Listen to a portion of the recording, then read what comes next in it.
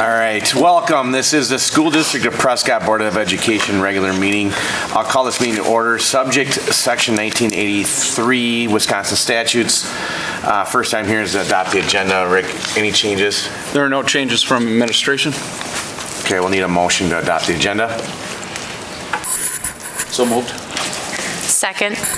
All in favor? Aye. Opposed? That carries. Pledge of Allegiance. Tanya, Yes, sir. you do the honors. I pledge Allegiance to the flag of the United States of America and to the republic for which it stands, one nation, under God, indivisible, with liberty and justice for all. Next item is recognition of visitors. Just a reminder for public comment, the rules are please approach the podium one at a time, stating your name, municipality, and topic you'd like to address. A lot of time is 3 minutes per individual or 6 minutes if you are representing a group. All comments should be directed to the board and not to other staff or participants. The board will not act on any comments that are made during the meeting. The presiding officer may direct the district administrator to follow up with that individual at a later date. And the public comment section will be limited to 30 minutes unless board action is taken. And as always, please refer to the public comment policy listed on the agenda for a full description of this section of the meeting. Anybody care to be recognized?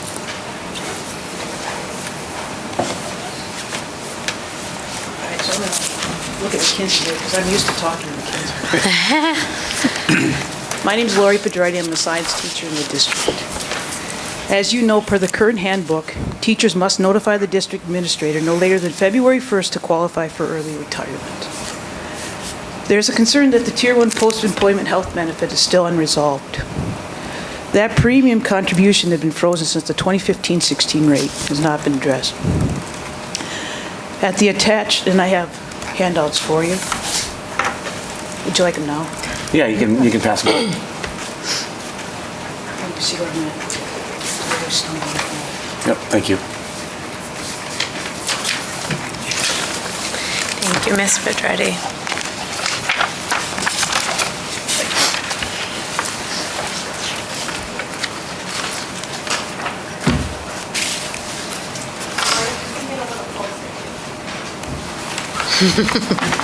To the microphone. There you go. There you go. Second paragraph.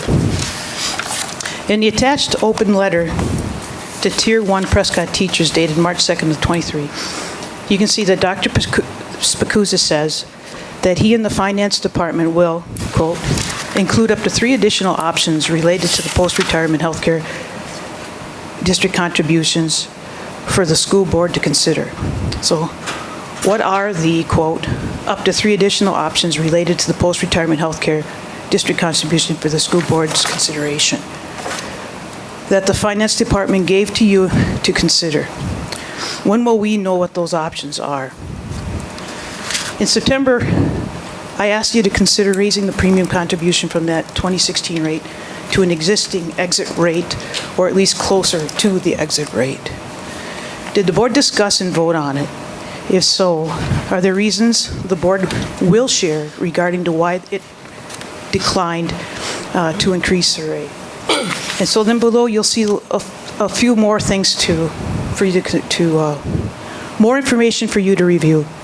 So you can see the discrepancies in post-employment health benefits, and then also a couple of comparable benefits to the districts of our size in our area. Thanks. Thanks, Lori. Thanks, Lori. And we will be getting back to you. Thank you. Yep. Is this close? Melissa Miller, I'm the early childhood teacher for the district. And I'm aware this isn't on your agenda tonight, but it is something that I've thought about for a while. And we recently had a staff meeting and information about the upcoming referendum in our building. And the topic that came to my mind after thinking about past referendums is staff in the district contemplating retirement. So the current handbook states, as Lori alluded to it, teachers must notify the district administrator no later than February 1st to qualify for voluntary retirement, early retirement. So what I'd like to ask the board and the district administrator is that when it comes to potential retirees in a referendum year, that you consider that there is an extension on their notice, or if retirees are granted a one-week window after the results of a referendum is in, so retirees can officially retire or retract their retirement notice. And then this one, I would assume, would need consideration of a clause added to our handbook in that section. So we're 15 days away from February 1st, and staff are unsure what to do, because if the upcoming referendum that is being proposed passes, they might like to stay on for a few more years and continue work and do great things for our district.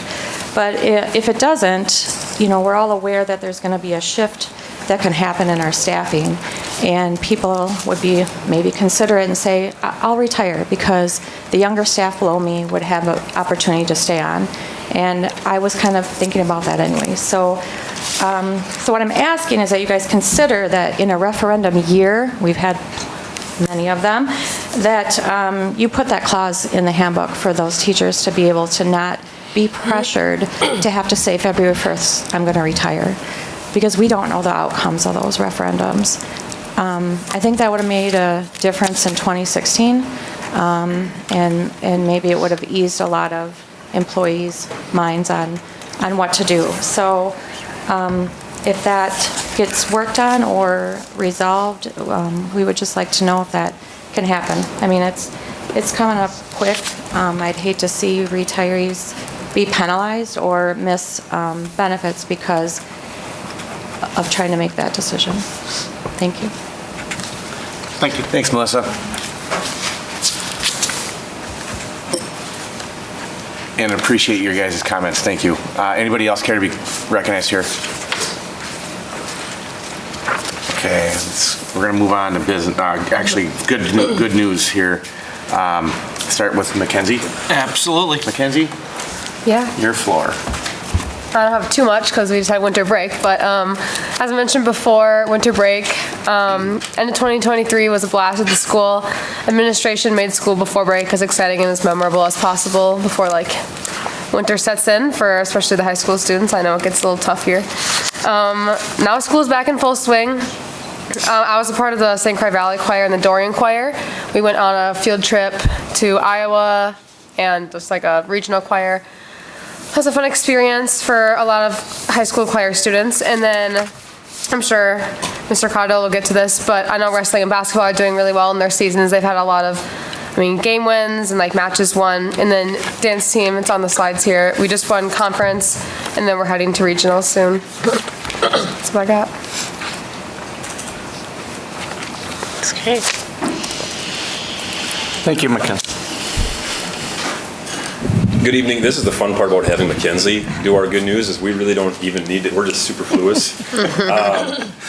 But I'll point out something that's coming up in the future, at least for good news, and I know Mr. Montreal is going to point out some of the recognition on the students and specifically on our student council in Mackenzie for some things they did prior to break. But next week, believe it or not, now that we're midway through the year, we're actually looking ahead to next academic year for registration and students and families going through the registration process. Our staff for about the past month and a half now have been proposing new courses and some new programs, and then looking at just some of the program we currently have to modify that to fit more of what students are saying they want to see or need to see for their post-secondary options. So we're excited to roll those things out to students and their families next week, and then we have a 2-week window where we'll be going down to the middle school and engaging our incoming 9th graders and then meeting with our returning students to make sure that they get the best experience next year they can. Thank you. Thank you, Josh. Rick Montreal. Yeah, thanks. Good evening, Board. I guess Mackenzie's comments about going into break, well said. There was a lot of things going on at the high school, and while she tried to give credit to administration, I would reverse that and give credit to Mackenzie and a group of students that really took charge of that, namely some of our student council, but some other students as well. We had a Holiday Palooza event the last day leading into break. We did a lot of celebrating with that. One thing in specifically, though, that Mackenzie engineered were that we had a group of students very passionate about the holidays. We had music between passing time. Gosh, I almost forgot that. That was important. But we also had handwritten letters that were created for our kindergartners down at Malone that were, again, kind of led by Mackenzie and a couple of students in our student council. And rumor is there was like a holiday elf of some sort and a holiday cardinal that went and delivered those, so it turned out to be a really fun event. Thank you. Sarah Dusick from Malone.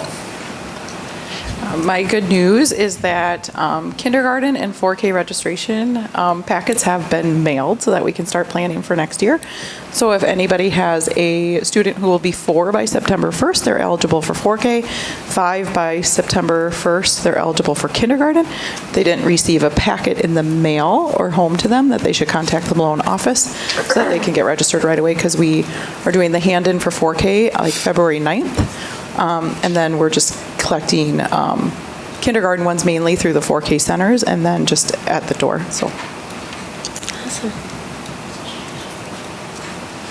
Good evening, members of the board. Congratulations to our spelling bee winner, Molly Pedersen. That event was last week. Along with that, we just had our rollover of our end of second quarter and beginning of third quarter. So we are officially starting our second semester down at the middle school. That event has caused a lot of excitement with the changeover of some classes. People, I mean, all schedules are different for everyone, and so the past couple of days, it's everyone getting used to their new schedules.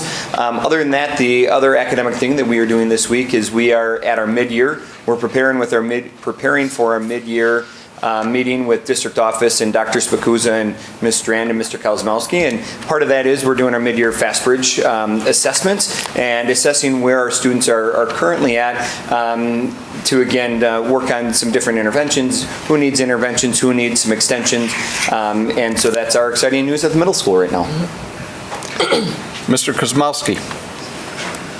At the intermediate school, just two things. One, just congratulations to Faith Seward. She received a $2,000 grant from the Anne Marie Foundation for some additional musical instruments and drums in her class. If you've been to our spring concert recently, you'll notice that every student has the ability to come down and play an instrument, and we're just looking for more instruments to add, and then hopefully some instruments that she won't have to drag between two buildings.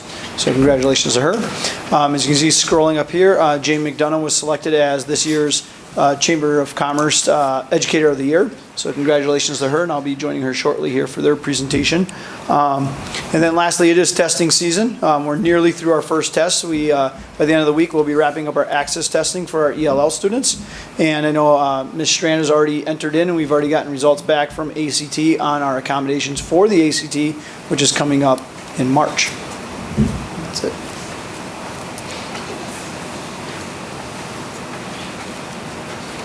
Members of the board, Sandy Strand, Director of Student Services. So I want to just go back to December. It was highlighted in the slideshow in December, but I think it's worth noting again that one of our elementary special ed teachers, Jenna Roll, who also sits on the Prescott Food Pantry Board, along with Nicole Lenzner, our Nutrition Services Director, and several other people, but Marie Magnan, who used to work as a nurse in our district, and several people in the district, our counselors, and Jenna and Amy Bartles and Shar Malug at the high school have been collaborating to sort of revamp our backpack program. And as part of that, because donations were running low and it's hard to finance it through the food pantry as well, Jenna coordinated a stellar, absolutely amazing food drive in December before the holidays. We collected over 2,000 food items, and it fills all of the cupboards in one of the spaces up in the special ed room. We probably have enough food to supply our backpack program for the next several months. It's amazing. So Jenna did an outstanding job. As Mr. Kozmowski stated, we did get a response back from ACT. All but one request for accommodations was approved. And we also are in the process of doing I think it's a triannual civil rights data collection process, as well as completing and submitting an assurance for our 5-year pupil non-discrimination report to the state. So lots going on. Thank you. Thank you. All right, so we're about halfway through our season. Boys and girls basketball are currently in first place. Wrestling, highlight Nolan Tomley, who's 8th in the state in his weight class. And Mackenzie mentioned a Dance 1 conference. What I will add to that is they have won conference for 29 years in a row. From 1996 until to this year, Prescott Dance has won the Dunn St. Croix, the Middle Border Conference. So congratulations to them. Awesome. Thank you. Can we apply dynasty?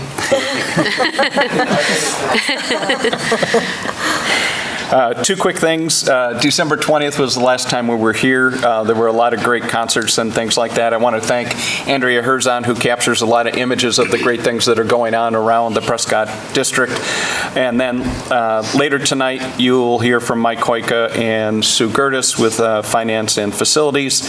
And basically, it's about our referendum, and it's really about what type of school district does the community of Prescott wish to have. Thank you. All right, we're going to move on to school business. The first item is consent. In consent, we have the December 20th regular board minutes, board checks and finance, and non-licensed personnel, retirement, resignation, employment change of non-licensed staff. Anything in the consent that the board would like to have removed? All right, I'll adopt the consent. Any objections? Consent is adopted. Thank you. We'll move on to item B, consider hires, resignation, retirement of licensed staff. None? There are none. None. So we're going to move on. No motion is needed. All right. We have, next item is C, resolution authorizing the school district to exceed the revenue limit for recurring purposes by $1.2 million annually. Well, I was hoping we could connect using our PowerPoint, but that does not look like, is Andy still here? Andy. All right. We'll do it the old-fashioned way.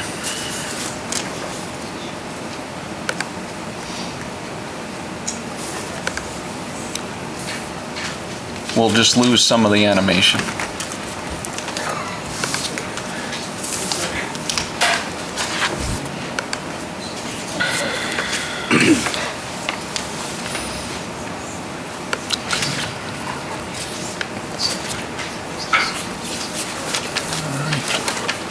Well, good evening. As you know, since the beginning of the school year, we've been talking a lot about the operating budget for the Prescott Public Schools, as well as the current model that was adopted with regards to running a deficit this year of over $900,000. We've talked a little bit specifically about how did we get here, and that Prescott Public Schools is not the only district that is struggling with regards to funding coming from Madison.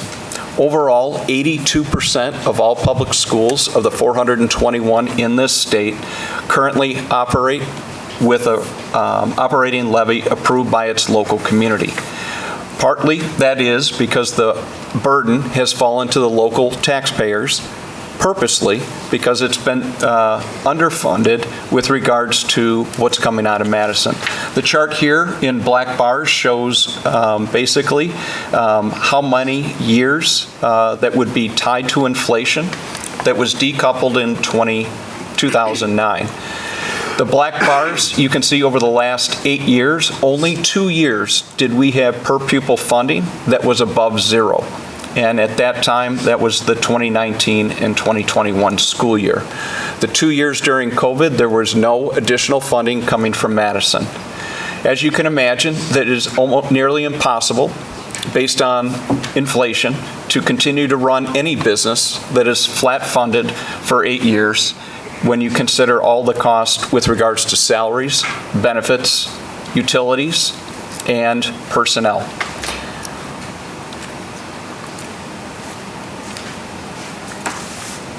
we basically talked through many different scenarios, and we talked specifically about our fund balance policy. And I was going to have Sue come up, if you would, and just describe the budget preferred and basically viable fund balance, which is the red dotted line, and why it's required.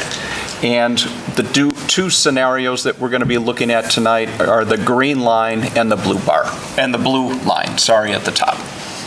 So our fund balance requirement is got 3 parts to it. It's got a minimum threshold of $2 million to run the day-to-day business. It also says you have to be between a third and a quarter of your annual expenses. You shouldn't go below that amount.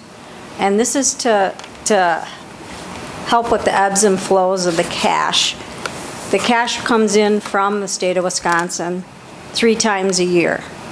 And so when we're in between those payments and we're still making payroll every 2 weeks and we're still paying our bills every week, cash can get pretty low. So we call it the safe harbor operating minimum balance, minimum fund balance.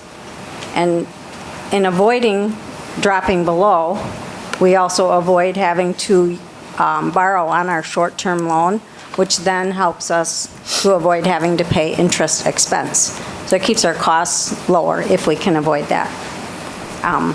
And so we did a chart that says where we need to be and which operating levy would get us so that we don't drop below that minimum operating safe harbor. And at the bottom, you can see the notes where basically our fund balance target based on current expenditures needs to be somewhere between $4 and $5 million to ensure that there's no disruption in services.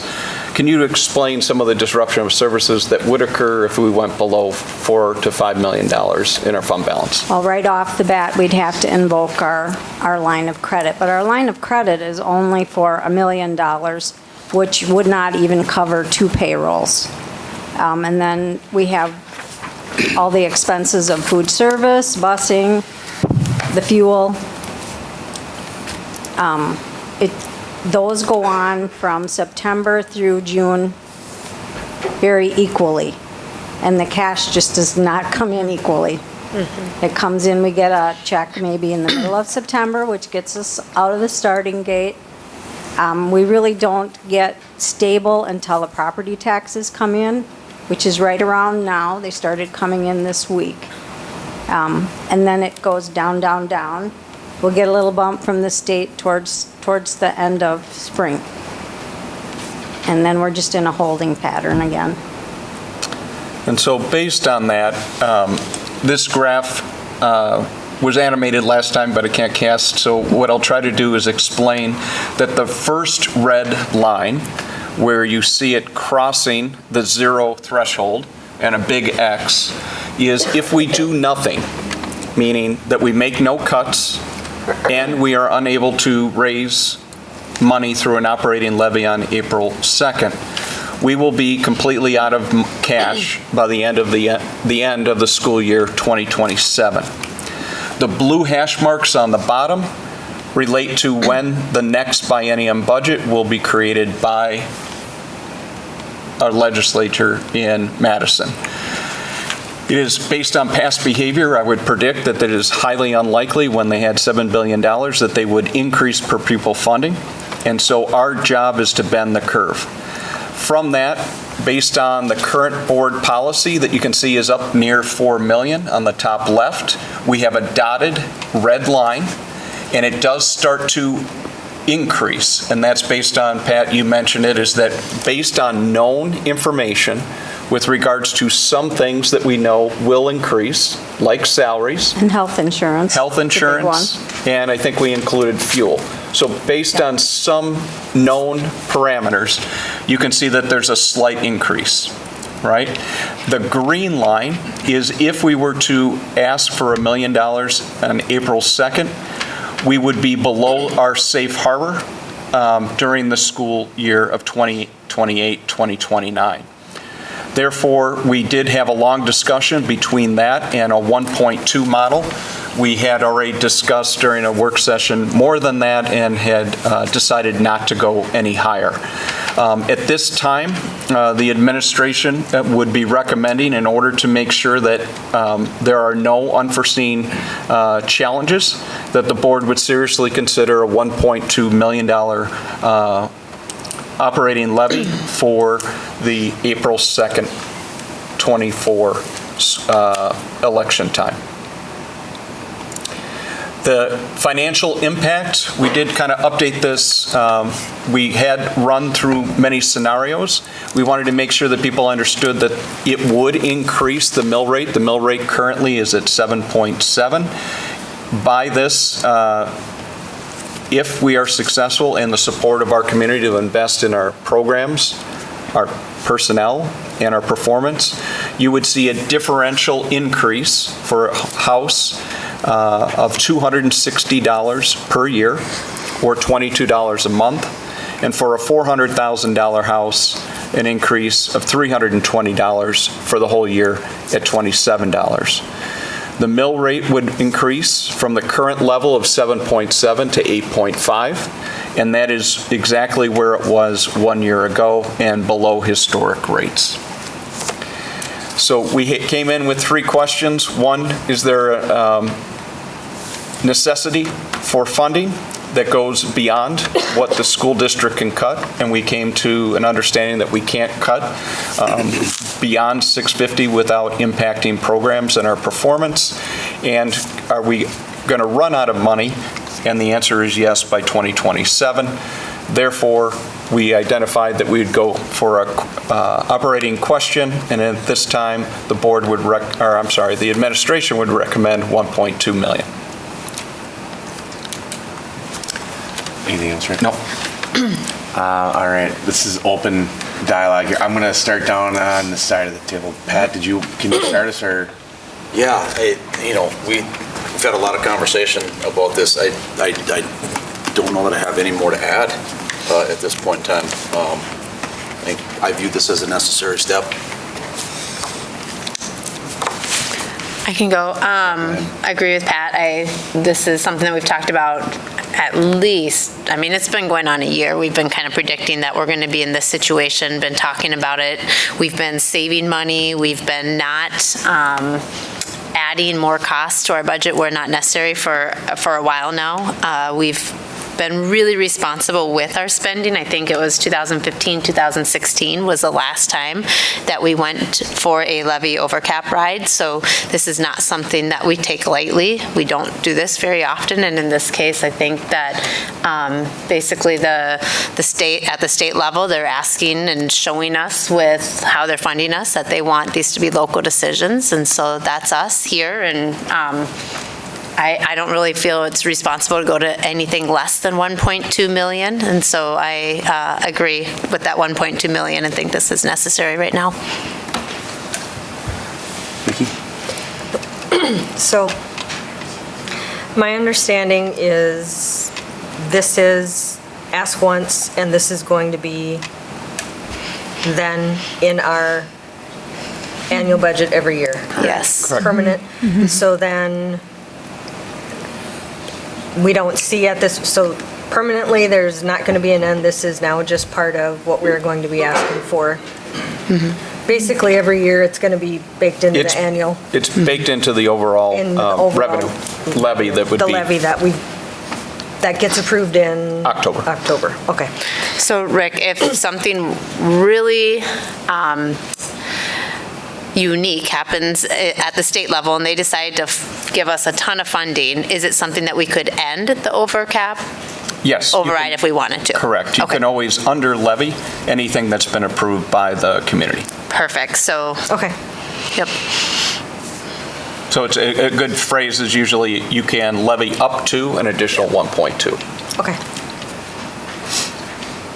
That's really all I had questions about. I just wanted to clarify that.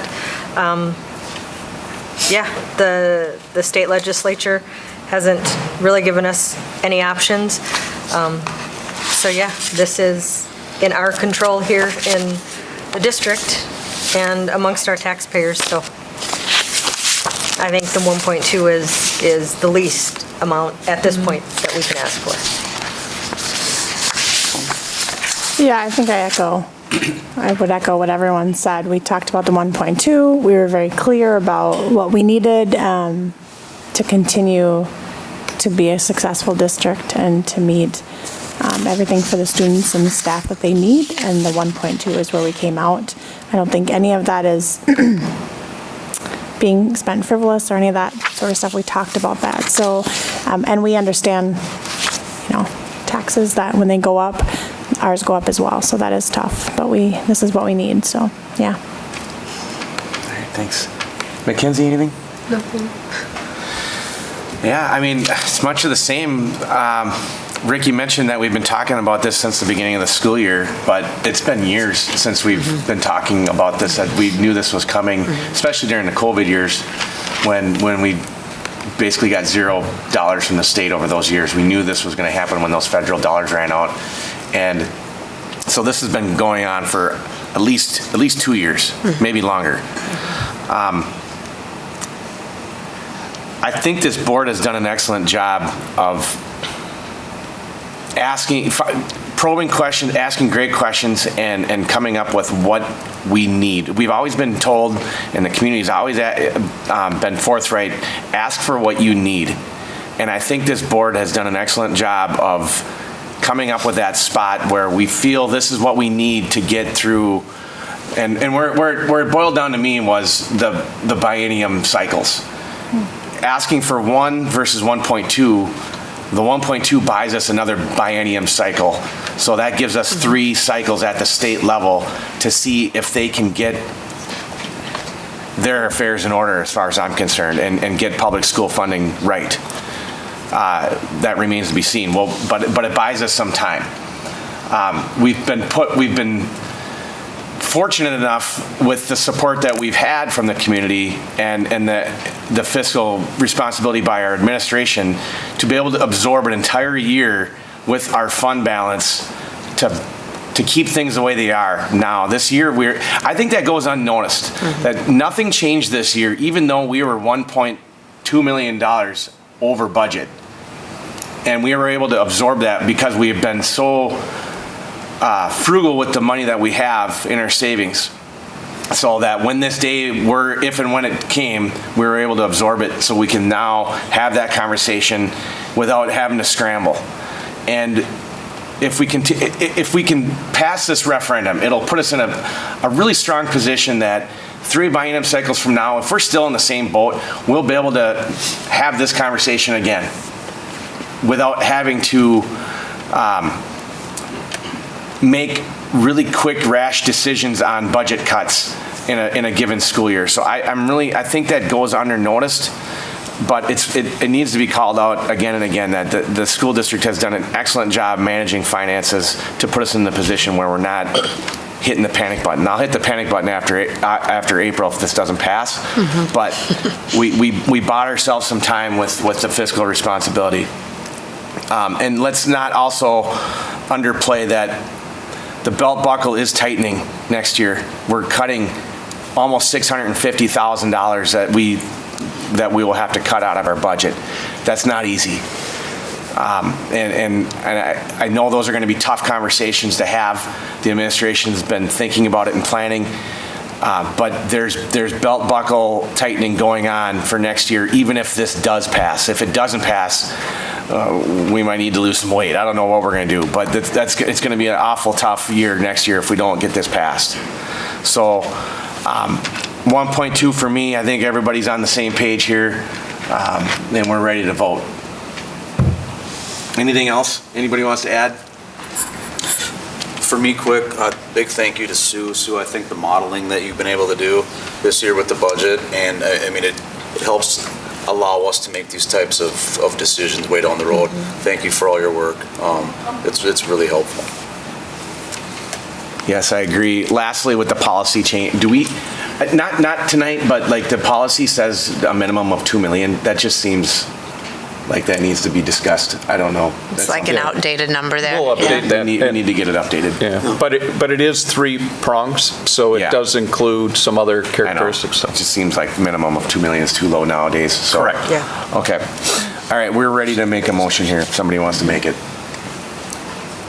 And just so you know, the full resolution is available on screen for the audience at home. It scrolls down. It is pretty lengthy, so the board will be referring to the resolution that's being displayed. If we're making a resolution, we're just reading the one in here though, not on there? Correct. Okay. But you're on, should be up one. Yep. I move to approve resolution authorizing the school district budget to exceed revenue limit for reoccurring purposes of 1.2 million. I second. We have a motion and a second. All in favor? Aye. Opposed? That carries. Well done. Thank you. And we'll move on to item D, resolution providing for referendum election on the question of the approval of the resolution, authorizing the school district budget to exceed the revenue limit by 1.2 million for recurring purposes on April 2nd, 2024. So you want to just explain this one, right? Yeah, so Why- basically, first there is that the board is authorizing a referendum to exceed the levy cap. After that, we then have to be directed by the clerk, who is Pat Block, to put it on the ballot. And then Courtney will be working with our municipalities and making sure that it is to them no later than Monday to make sure that it is on the ballot for the April 2nd, 2024 primary.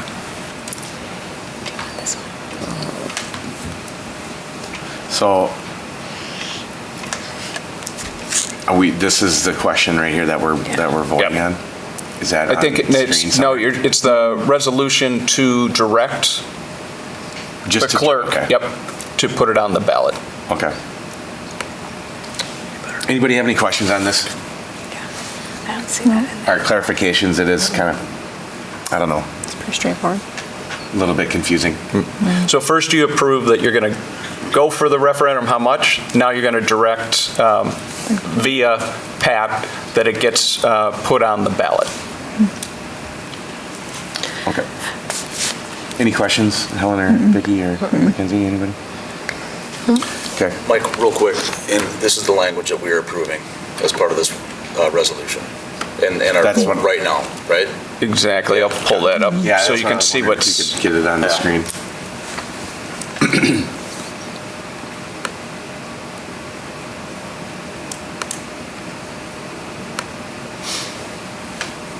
So this is what, this resolution here is what would be on the ballot. Is that right? No. It'll be close. This is just the resolution, and then I'll show you what will appear on the ballot. Okay. Ballot language is listed right underneath. That's where, okay, I see that.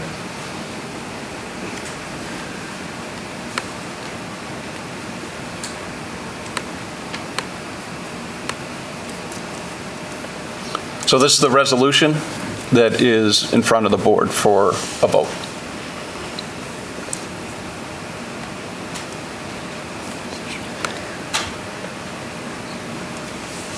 Any questions, board?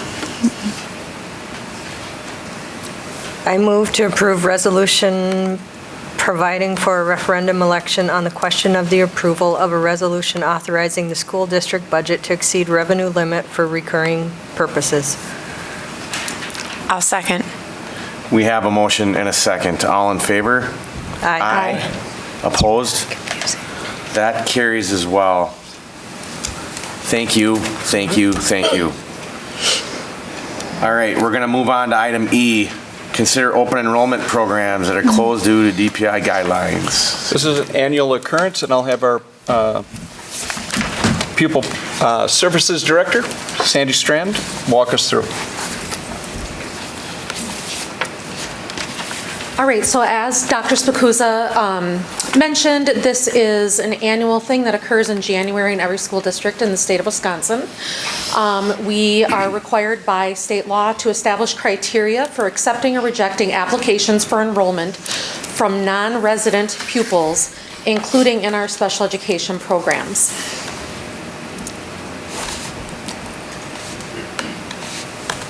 There you go. Oh, yay. So our current structure is that we have to consider and declare annually the availability of space in the schools, programs, classes, or grades within the non-resident school district in the January meeting of the school board, which we're doing now. In determining the availability of space, we must consider or may consider criteria such as class size limits, pupil-teacher ratios, enrollment projections, and we must also consider pupils and siblings of pupils who have applied already and are already attending in the non-resident school district. We are essentially the non-resident school district because we're considering the open enrollment of non-residents, just for clarification. Next slide, please. Every year annually, your Director of Student Services will take a look at our workload considerations and our caseload considerations specific to our special education programs, just like our building principals and administration considers class size limits in our schools. And we last year adopted a workload consideration process which highlights the importance of considering not just the total number of students that teachers are case managing, but in addition, the number of IEP meetings they then have to have during a school year, which generally take at least an hour of the teacher's time, and at least 1/3 of the teacher's caseload also would be up for reevaluation each year, and each evaluation would take upwards of 4 to 6 hours. So we take all of that time, add it together in minutes per week, and divide it by the minutes that are actually available to the teacher, and we come up with a ratio that then gets added to their actual caseload. Currently, Wisconsin DPI statute and the Federal Code of Regulations do not have standards for determining caseload or workload in special education, and it is left up to local districts to make those determinations. Next slide, please. So the way that we've described our programs is early childhood through 12th grade cross-categorical. These are currently students who have disabilities across disability areas, and they spend approximately 40% or less of their day in special education. We have said that we don't want their workload totals to exceed 17 for cross-categorical programs and not to exceed that without additional paraprofessional staffing. Next slide. Workload totals for programs for students with significant needs spending 50% or more of their time in special education. These would be our specialized programs. It is against the law to make exceptions or decisions based on disability label. So we really talk about the intensity of service and the amount of time that they're spending in special education. We have identified that those workloads should not exceed 6 to 9 students with a teacher and 2 paraprofessionals on average. This includes students with significant behavioral needs or students with significant medical or physical needs or substantial levels of attendant care based on their physical health or cognitive needs. Next slide. We have special provisions in our open enrollment policy that talks about students who qualify with visual impairments or orientation and mobility needs, as well as students that have physical therapy needs. Both of those types of services are services that we do not currently have in the Prescott School District and are contracted either through an interdistrict agreement or through CISA 11. Therefore, we have identified that any student who comes to us that requires those particular services, we are closed to open enrollment during the 24-25 school year. You can pass this slide. So currently, we have established, this is what was established last year, that our early childhood playgroup, we have established that approximately 7 students with disabilities and then a balance of additional students without disabilities would be in those playgroups. Early childhood special education and 4K speech. The American Speech Language Hearing Association recommends a workload or a caseload of 40. And our 4K special education, we have established a workload of 15. And then you can see across the board, K through 12 and post-secondary, 18 to 21, we've identified a max of 17 per teacher. The recommendation for the 24-25 school year, based on our current workload totals, is that we are closed in all areas for special education students. It's unfortunate.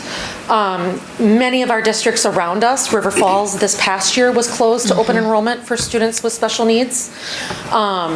And it pains me, I don't like how it sounds. But currently in all programs and all buildings, we are short-staffed. We are not fully staffed for our paraprofessionals. Our speech therapist at the early childhood level already has 35 students that she is case managing and serving, with an additional 6 more referrals for early childhood within this school year alone. This week, we took 2 more new referrals for 2-year-olds moving into 3-year-olds. For 4K and special education, we currently have 12 students already in 4K, but we want to consider also that our 4K teacher who manages special education is also our 3-year-old special education teacher, so her caseload is also maxed out. K through 3, currently we've set our max workload of 17, and we are at a workload rate of 17.3 with a laundry list of students in referral. Currently, we are short 2 paraprofessionals at the elementary level. At the intermediate, same thing. Their workloads are a bit lower, but they're currently short-staffed at the intermediate school as well. At the middle school this year, we've chosen not to fill a teacher vacancy. Our workload totals are 19.5 and 17.4. We are over capacity, and we're currently short paraprofessional staff. At the high school, caseloads are lurking 16.6, 15.6, and 15.6, and they are short approximately 5 paraprofessionals. In our elementary specialized programming, so students who spend 50% or more of their day in special education, there is a workload of 10.3, which far exceeds the limit. And so we are closed due to being over our capacity. Our middle school programming, currently that program has a workload total of 14. And we are also closed due to limited staffing. And our high school programming, our specialized program is at a workload of 8, so that's at the top of the workload range. And our ALC is currently at 12.3. But again, I already mentioned that we are short approximately 5 paraprofessional staff members. So it's for those reasons that I'm recommending that the school board consider closing all special education programs for the 24-25 school year. Any questions? Vicki, do you have any questions? I don't think I have any questions, more of a comment. It's unfortunate that we're in this position that we need to do this, but I understand that this is not a unique problem in our district, so we'll just do the best with what we have. And our teachers are exceptional, and they are doing some exceptional things, and we are bringing in substitutes and additional resources. I've been a paraprofessional at the high school on a number of occasions. We're trying to make it work without increasing expenditures. Thanks, Andy. Ellen? I had a clarification question. I heard you say that middle school caseloads are at point, or are they above? They're above. Okay, so then how are we choosing not to fill a position?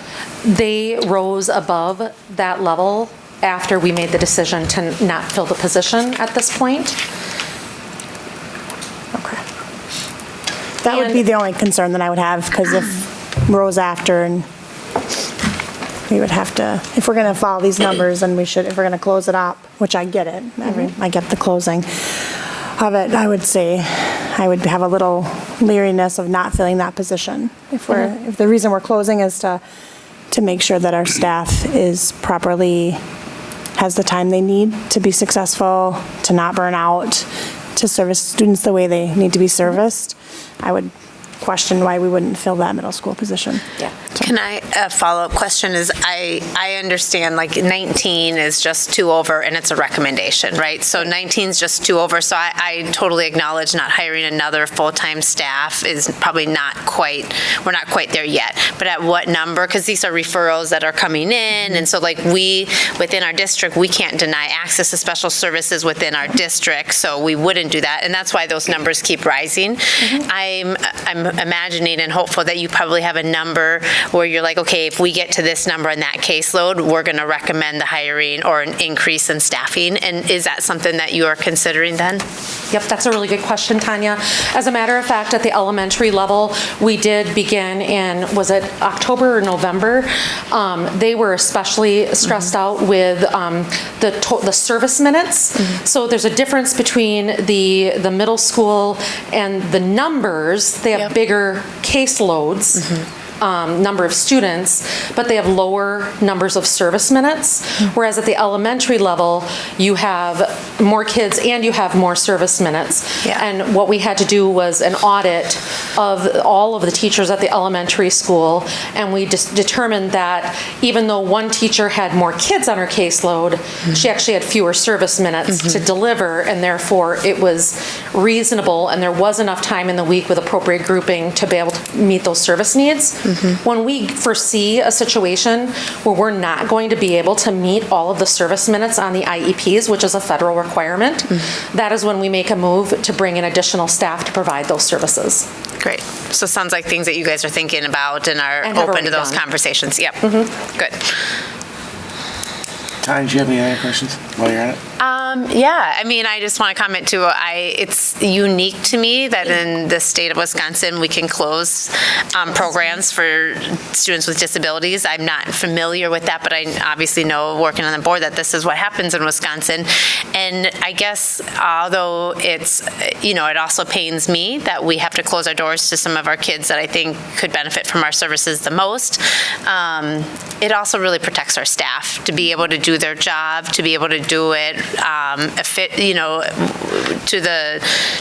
to the level that these students need in order to keep making progress, and they have the right to a really good education. And I think that some of the other states, because they don't have such great recommendations to follow, and I remember last year when we talked about these recommendations, that other states aren't able to service the needs quite as well. And so that's something I think that Wisconsin actually does well, even though it feels really different sometimes. And it does say that, these are students that have some unique needs, and we have to honor that our staff can't just keep piling in numbers. And so as well as budget reasons too. So yeah, I appreciate it. I really liked, which I think was different this year, but I really liked hearing where we were at very specifically caseload wise. It helped me kind of understand that, because I know it's not just about the numbers of students, but the levels and stuff too. So yes, thank you. I appreciate it. Also, para-staffing. That's terrible. It's terrible, and it does really make an impact on the teachers' abilities to do their jobs, and just even within the school day, how we operate with our kids. So yeah, good luck with that.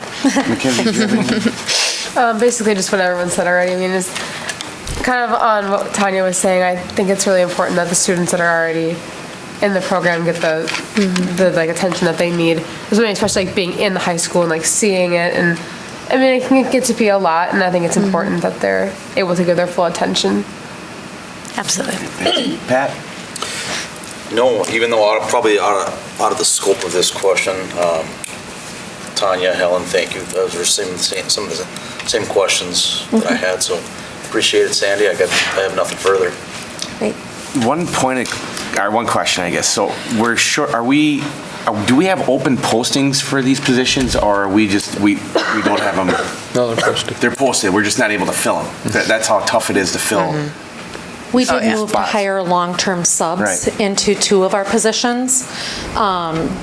But yeah, otherwise, it's few and far between. Everybody who applies is not appropriately licensed, which means I'm spending my days writing IEPs and doing evaluation work as well, Okay. which is fine. One other point that we just need to be on record stating is that per Wisconsin law, we are required, even though we say we're closed in all program areas, if we do receive an open enrollment, we do review each open enrollment separately and consider all of the factors before making a determination. Okay, thanks, Sandy. Yeah. Anybody else have anything? Okay, we can take a motion here.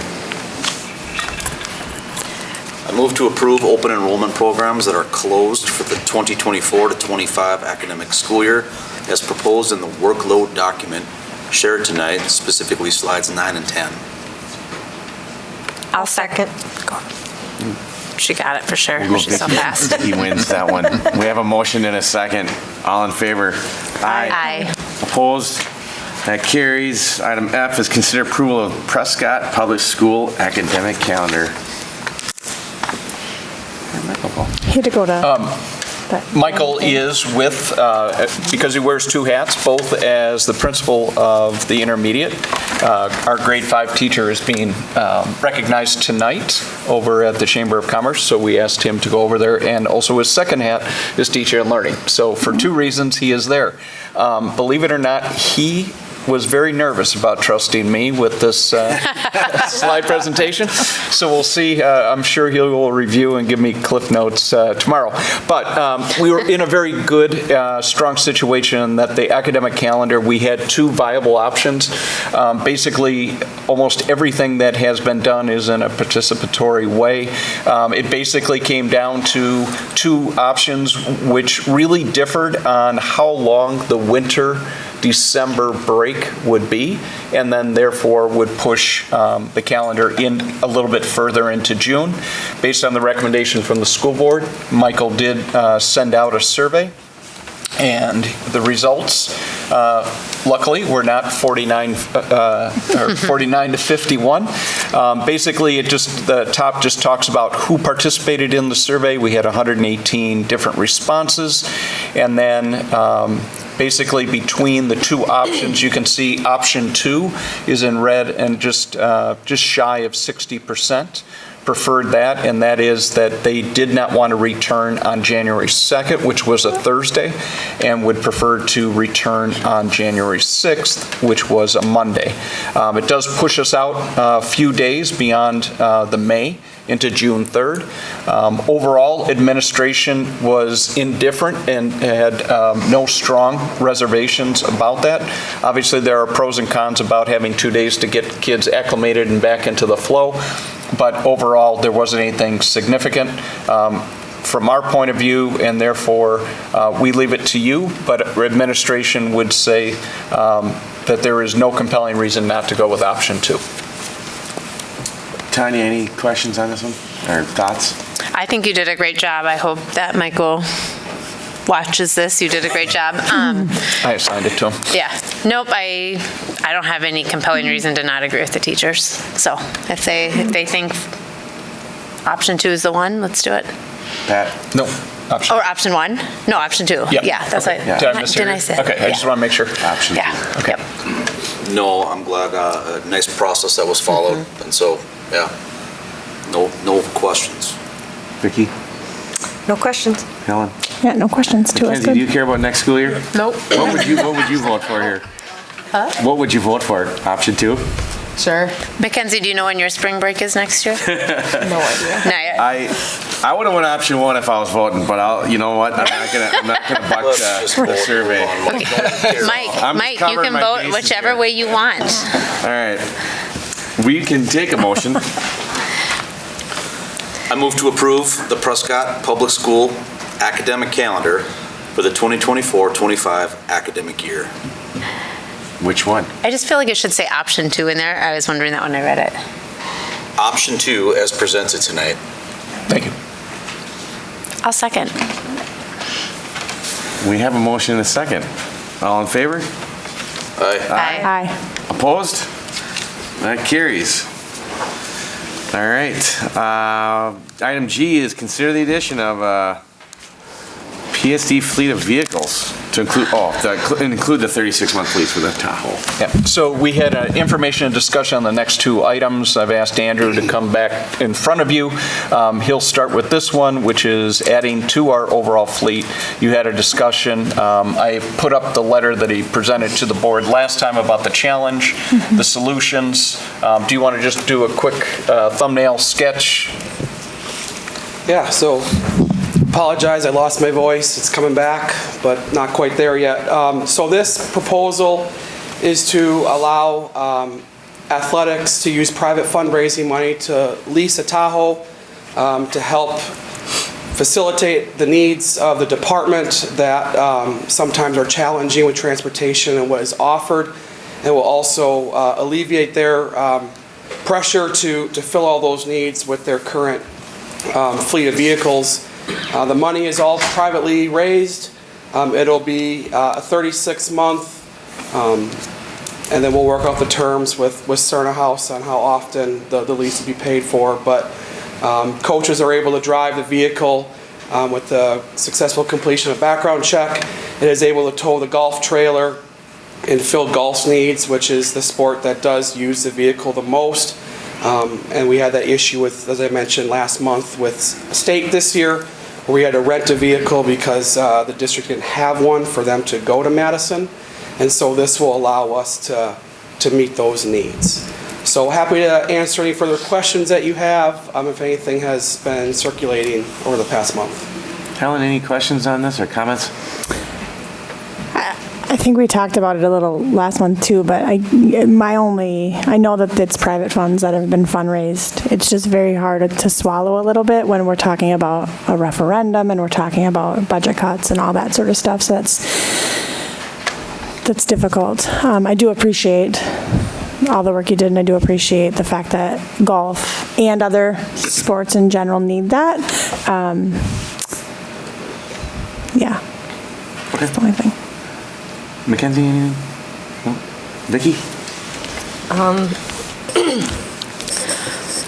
I wasn't here for the discussion. I did. You want me to come back to you? I did watch it online, but yeah, if you want to head down that direction. Okay. Tanya?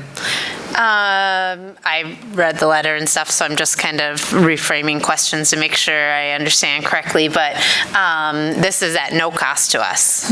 36-month lease, privately fundraised, insurance included, great partnerships in the community.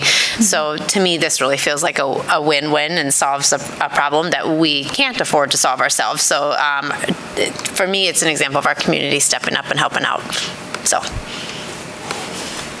Yeah, I wasn't going to comment because we commented last month, Yeah. but I do feel it's important. I mean, Helen, I hear you and I agree, and Tanya, I hear you and I agree. I think, we think about the balance of providing, academics, arts, and athletics, and this is fundraising in the current climate is just unfortunately a necessary evil. So I appreciate the people who are able to fundraise and then those donors, and Andrew for the work that you're doing to solve the challenge. So yeah, no additional questions though from me.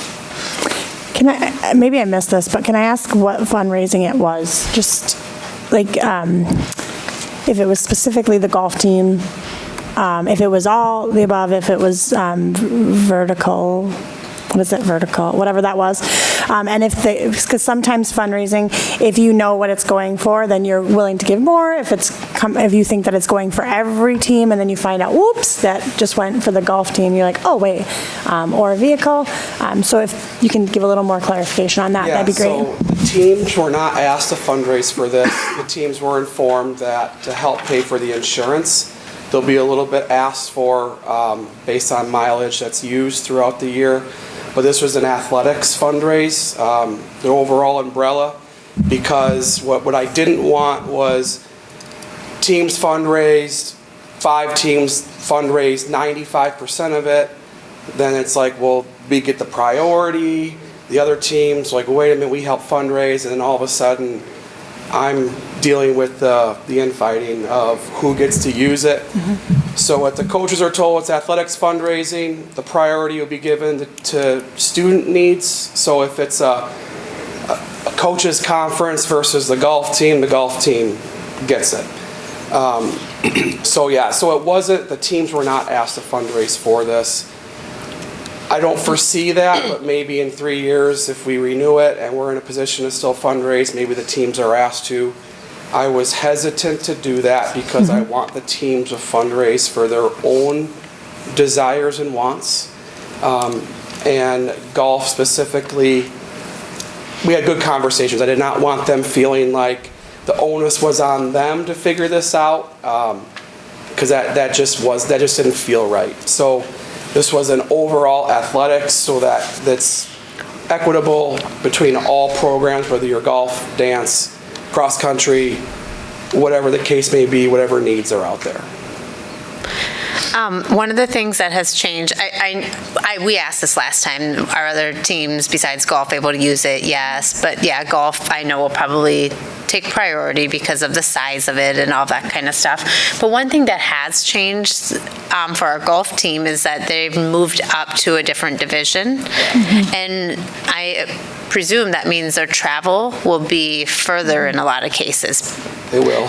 And so like this is something in order for our golf team to continue to access the events that they are now, even though we appealed it got denied, so they're required to have this additional travel and stuff. Like we have to have vehicles for them to be able to do that in safely, and to take a big bus and the gas and ties up things. I mean, I think that it's like, yep, this is great, and it feels kind of like an extra for them, but I also think it's moving into that necessity area. Yeah, golf doesn't meet the threshold for a vehicle unless you have more kids that can fit in the vehicle. Another example is we added girls wrestling this year for the first time, and there's a girls wrestling event on Friday at St. Croix Falls. We have 2 girls going with a coach. That would be a trip. So they're taking a vehicle from Tim because a bus is not available for that kind of a trip. It doesn't make sense financially. So that would be an example.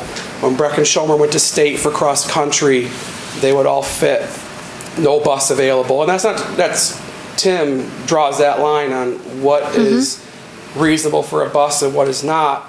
And those are not reasonable. And so this allows us to use the Tahoe while the Suburban is still available for other groups, because that's where the issue is. The Suburban meets all the needs, but there's only one. Multiple groups want at the same time. It's a first come, first serve. And that's where we got in that position with girls golf needing to rent a Tahoe. And that one trip, the rental cost was more than a month on the lease. And so we have to do that 5 or 6 times. All of a sudden, we've paid for the year with just golf trips. So that's why we started looking into this a couple months back on what can we do, and that's where we landed. Vicki, any comments? So, yeah, I understand that this is fundraised through athletics. It's primarily athletics. But is there a plan or something in place for, I don't know the numbers in other activities like forensics or someone in choir or someone in band that specifically made some competition or needs to go to some competition and there's only 1 or 2 of them? And is this something that would be made available, understanding that the priority would be for athletics, but instead of having a vehicle just sit and not be used, is there a way that you would be able to offer it up to the other activities in our district if they needed, say, a vehicle for 3 people? So if it's just going to sit, it's something we can definitely talk about, but then that group would have to use their own fundraising to pay the same rate, kicking back into the insurance. And if that's not something that they wanted to do, then the other district vehicles will be made available. Okay, I'm just hoping that if it is something that is needed by other activities in the district, that would be something that you would make available and sit down, have discussions or whatever with those coaches, with those teams, if that were something that were needed. Because that's just it. I don't want to see, I guess, an asset that we have just sitting around if it's something that could be used. And if it is just if it has to come out of their fundraising budget to pay for the gas and the insurance portion for that 3 days of travel or 2 days of travel, whatever it is. I just, want to make sure that that is made available. Yeah, it's definitely something that we would talk about. I just have to be mindful of the fundraising is coming from the athletics arm.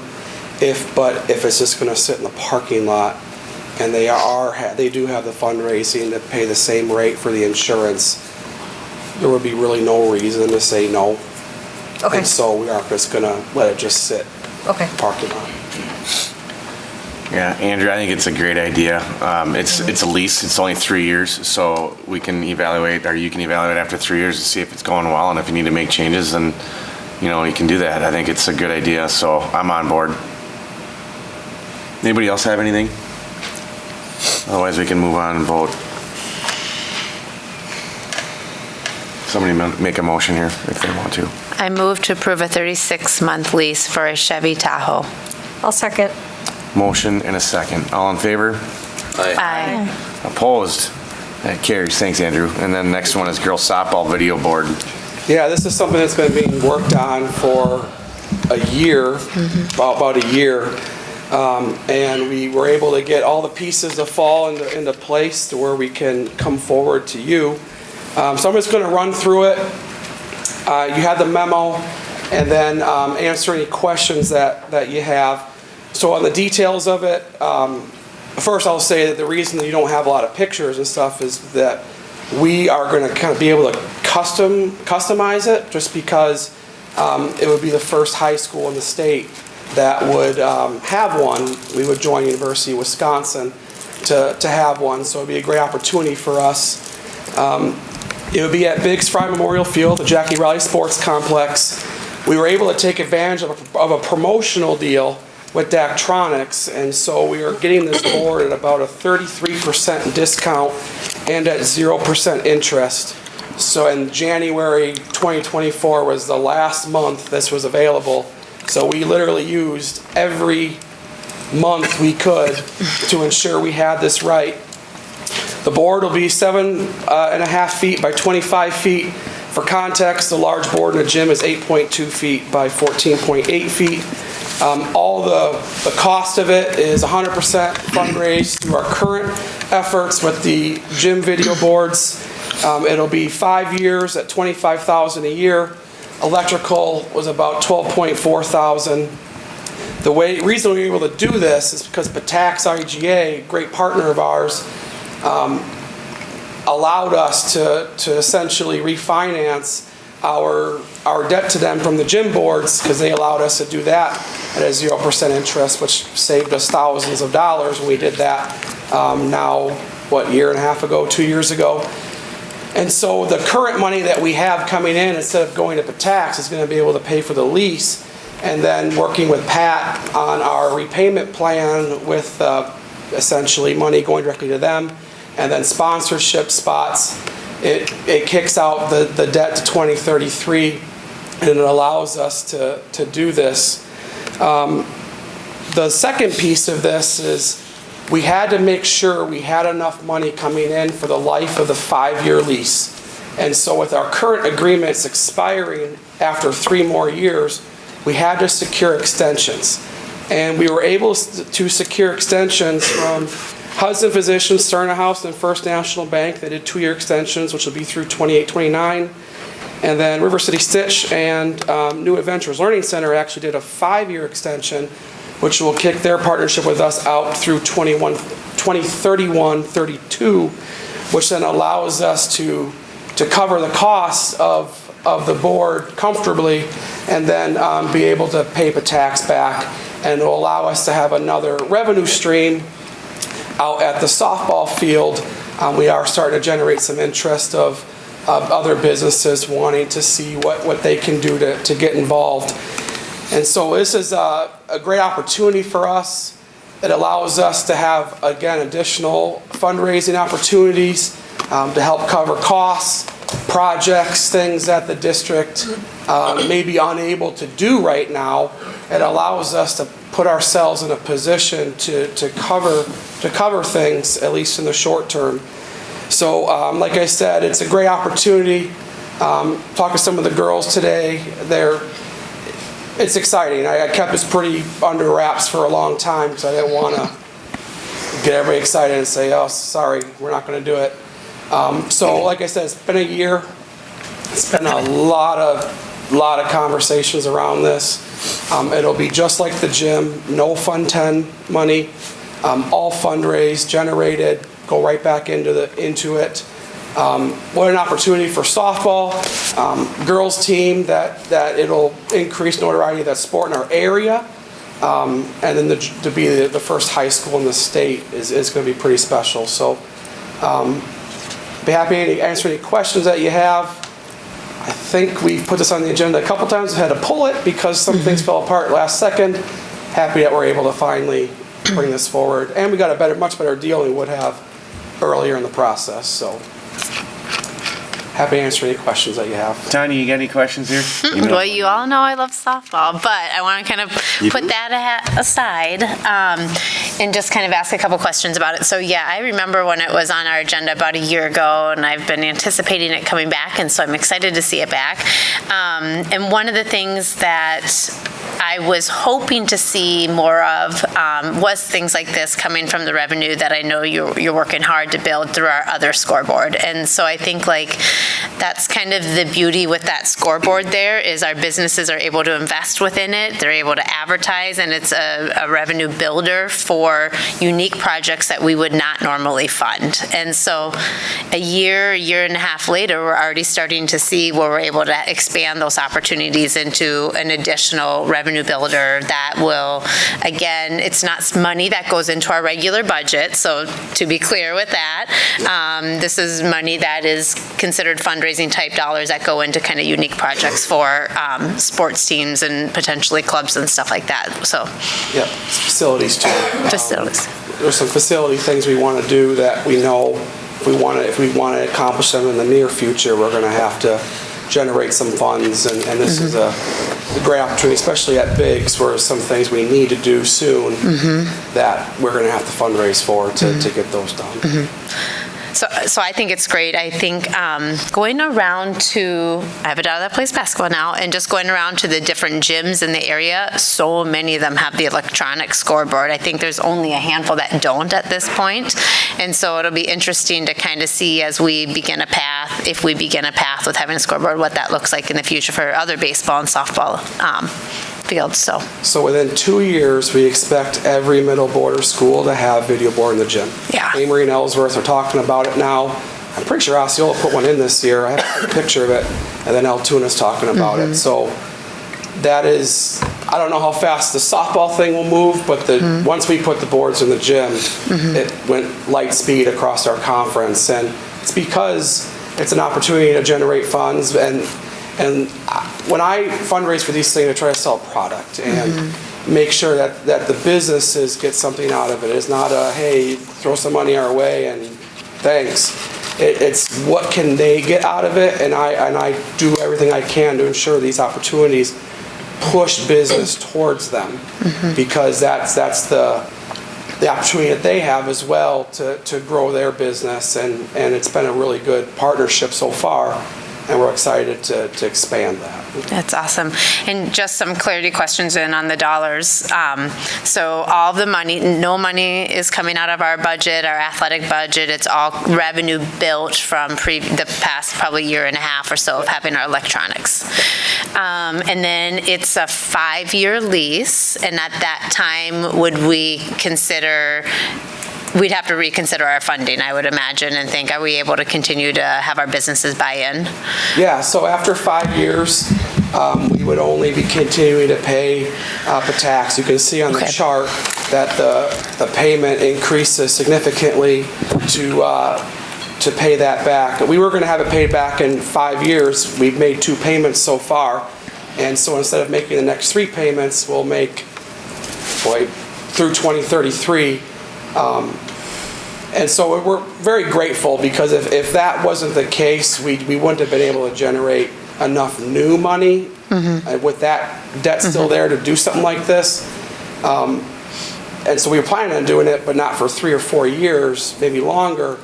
And but through our partnerships, things that they've offered, and it's allowed us to essentially move faster to create these opportunities, to create a good experience. And then my last question, again, around the money aspect of it, because we are at a place where we're talking about money and making sure things aren't coming out of budgets. What about things like installation and all of that? Is that a cost to the district, or how does that? No, installation's built in. So the $25,000 a year for 5 years is the board, it's install, it's everything. Maintenance. Electrical is separate, which is going to be paid for out of the athletics fundraising account. That's a one-time payment. How we're going to do this is the first lease payment will be due upon installation, so let's just say April. Future payments 2 through 5 will be done in September, which was a nice give by Daktronics, because our sponsorship money comes in the late summer. So for this first year, we're going to draw our account down because we got our money already last year, and then it'll replenish in the summer, and then going forward, September we'll make those payments, and it'll allow us to stay whole as those come in. So very appreciative to our businesses that extended their agreements with us. If they wouldn't have done that, this would have never been able to happen. So it's kudos to them and the great partnership we have, and then to Patax IGA, can't say enough about their generosity. I'll pass the questions. No questions. Vicki? No questions. Helen? My only question was, you hit a lot of the points I was going to make, but you said installation's covered. You said, my other thing is, so if something goes wrong with it, what is not covered, what is covered? Because sometimes leases have specific, if you go over miles or whatever, like vehicles. So is there something that we might cover? There's a warranty on it. If something fries in the first year, we're good. It actually happened in the gym. It's a stressor, but they came in, took care of it. They have great maintenance teams. Over time, anything happens that needs to be looked at, it'll be a cost, and so those are things that putting away money to cover. It's the investment is also the upkeep. But in the near term, we're fine in that respect. But in the long term, it's something that we will have to monitor, just like any computer. But in talking with Daktronics, the technology isn't going to improve as much as, let's say, St. Croix Central's board to our board. That was a huge jump to where now they're way behind. That's not going to happen again. And so we know what the cost is for the panels, and so we're able to ensure that we have that. Rainy day fund's a part of this, and we have that, and we'll continue to build that. I try to have my rainy day fund to be 10 to 20% of our yearly budget. Just helps me just make sure if I'm on track, and right now we're at about 12%. And so hopefully the next few years we get it higher. But the goal isn't just to keep money and just save it. I mean, we look at facility needs, team needs. We'll kick it back to the teams. If we want to do water at Biggs and irrigation, that's $30,000, $40,000. That's something that we're trying to get to. So there are project needs. Mr. Hoyka is great about, what's do we need to keep watching. And so backboard breaks in the gym, chances are right now we might not have a great opportunity to cover that. Well, our fundraising will help us try to keep ourselves whole in this short term while things are tight. Yeah, I think this is great. Andrew, did you have something else? Yeah, I'm sorry, I skipped over. Andrew, what's going to happen with the current board that's there? Great question. Current board is going to stay there, mainly because it still is usable and it can be used for youth events. We've talked with Daktronics about, do you still use it for your varsity softball games, and do you do other things on the video board? A lot of opportunities. So it's not something like the gym. We thought about removing it to Borner. The electrical work outdoors is tough, and so that would be a pretty significant cost right now. Long term, maybe we look at moving it to Borner, but right now it'll stay where it is and it'll still be used. So is the video board, does it go on top of the current No, scoreboard? video board's gonna go in left center. It's going to go in left center? Yeah, Okay. So the project cost, the electrical, the cost of everything, the foundations, the structure, everything? Okay. Yep. So there's nothing outside of what you presented would be Yep. done? Okay. Correct, and the reason electrical seems high is because these boards are wired. So they have to dig from left center around the complex to the press box. So that'll go out there, assuming it gets approved tonight, they're gonna do some things out there. They talked about put hay bales down, just try to keep the frost as light as possible in the ground so that they can dig as soon as possible, just put the beams in, and as the weather warms, they can finish the rest. All right, anybody else have any questions? No, I think that the scoreboard was my only question, and if it's gonna stay there, hopefully we can redeploy that somewhere at some point when we have the funds. I know it's not gonna be free because you gotta do electrical to it, but it's a pretty new scoreboard and it's a good scoreboard, either that or sell it, I don't know.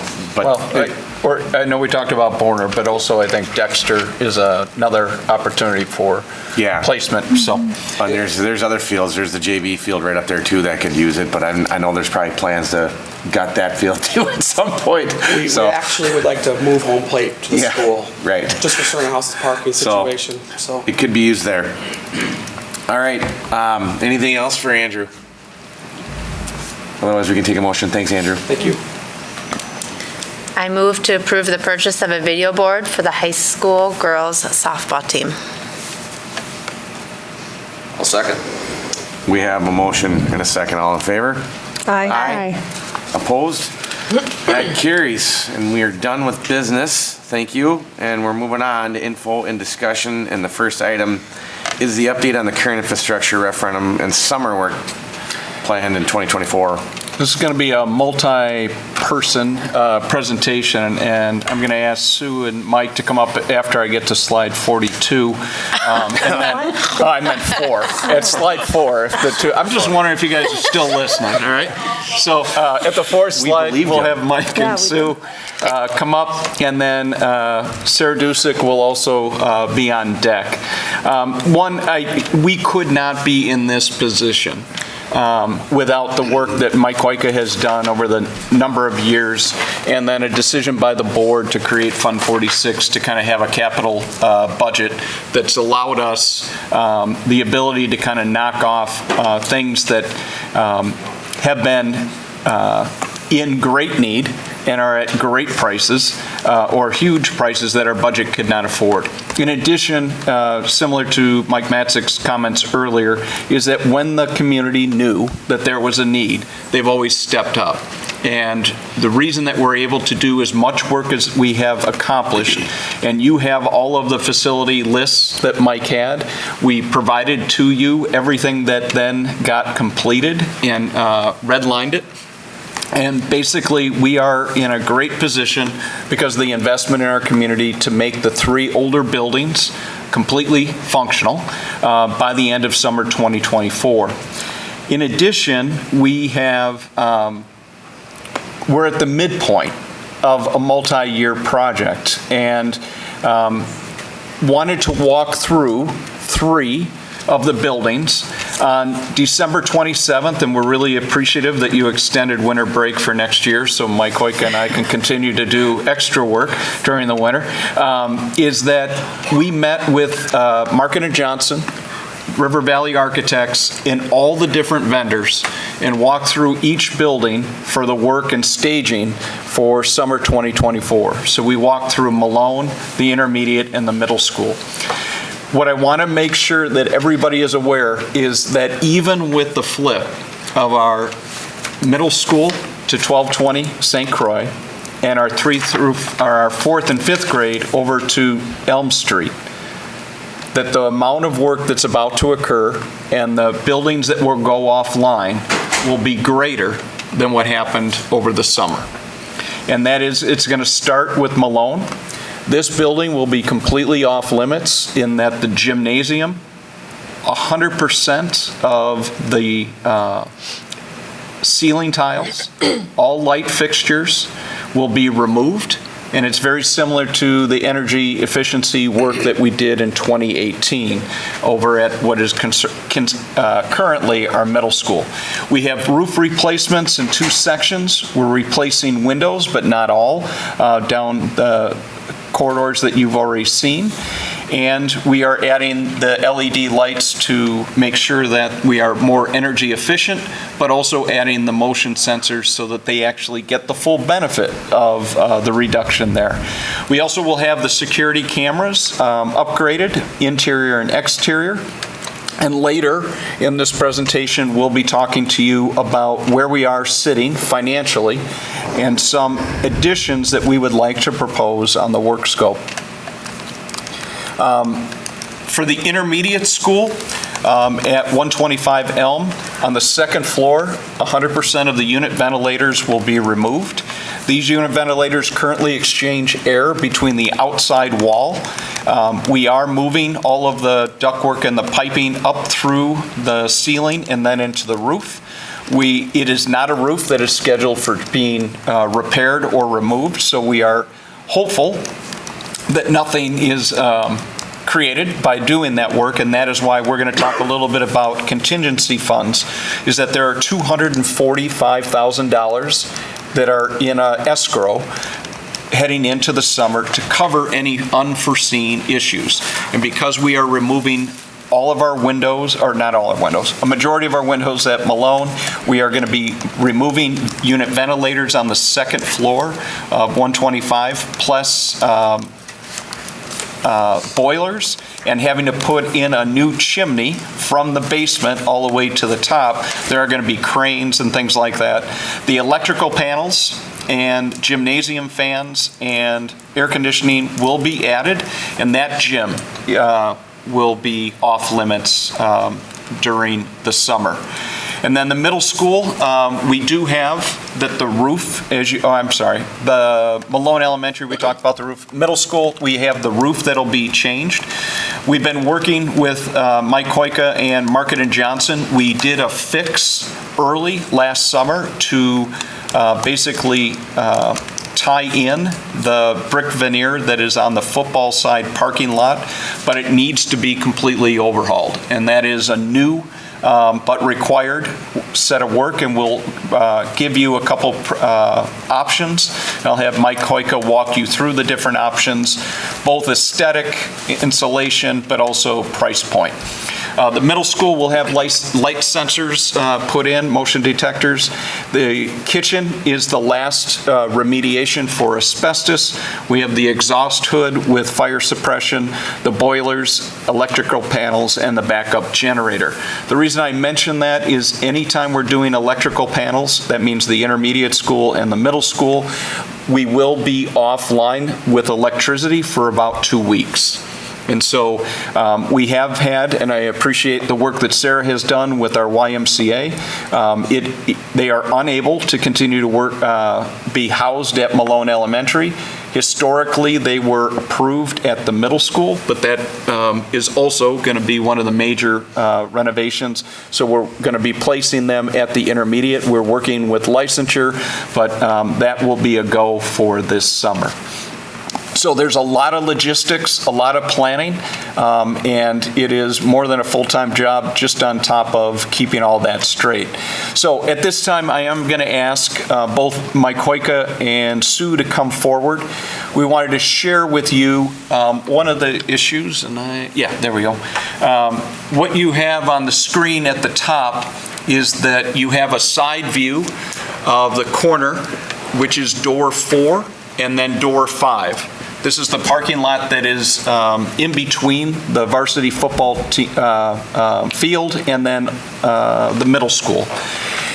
What has happened is that over time, you can see if you're over at that building that there are anchors at the top, and it has started to, because of tuck pointing, we have water, freeze, thaw, and it's expanding, and there are some options. And I'm going to turn it over to Mike. If you can kind of explain where we are. We've shorn it up so that it's viable until summer, but we do have to make a major investment here that is new but required.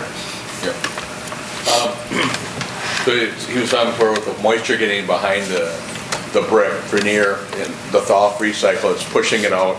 And at one time, 20, 30 years ago, that whole frontage, that hole on the west side of the building started pulling away from the building, and they had a local contractor come and re-anchor it.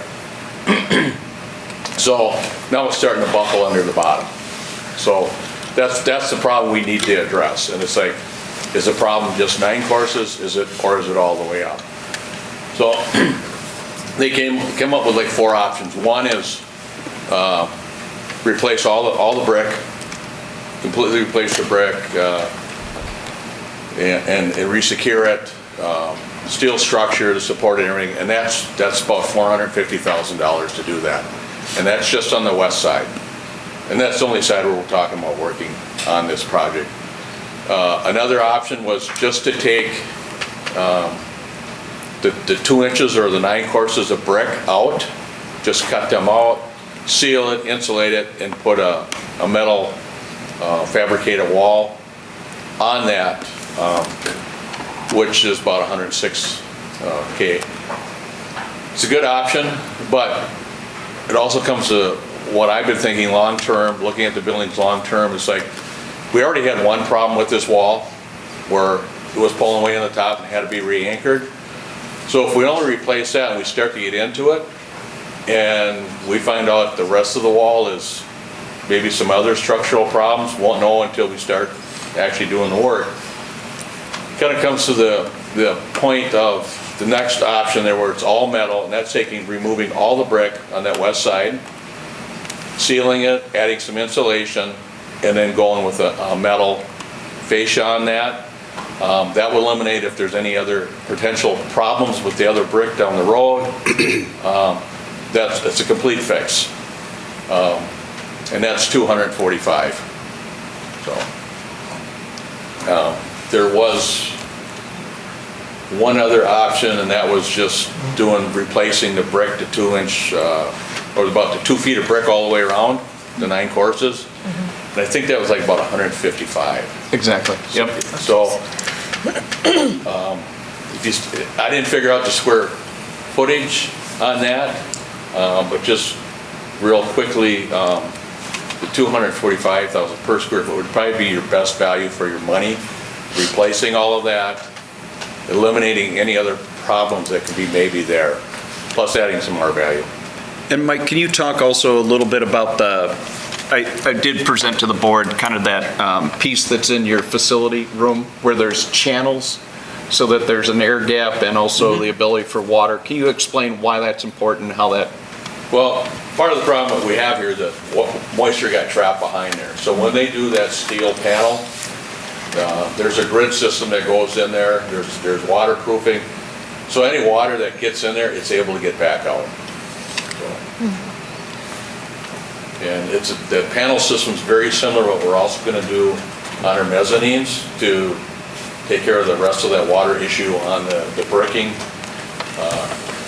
We did the top, and now we're doing the sides. Right now we have just wrapped with plastic for the winter, but that as soon as weather warms up, that same panel system will go on our mezzanines too.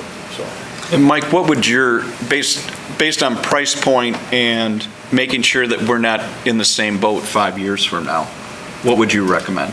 I would recommend the all metal and doing our value, doing that whole wall along there. Eliminate any problems if there's anything possible with that wall. Can we just open it up for questions on this piece right now, Rick? I just want. Absolutely. Pat, do you have any questions on this? You're probably the most familiar with this type of stuff, so. Yeah. Want to understand the options quick, Mike. So we talk about the west wall, and I'm talking about the metal panel. So bottom left-hand corner, west wall, but is that going to include the return walls back to the mezzanines on both sides? No, that would be just from the corner. Just from the corner.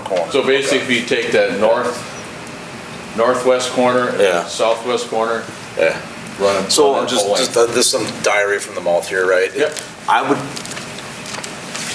I agree that that's a pretty good solution. I think architecturally, I don't like it. In fact, I would vote against it. I think that's a problem.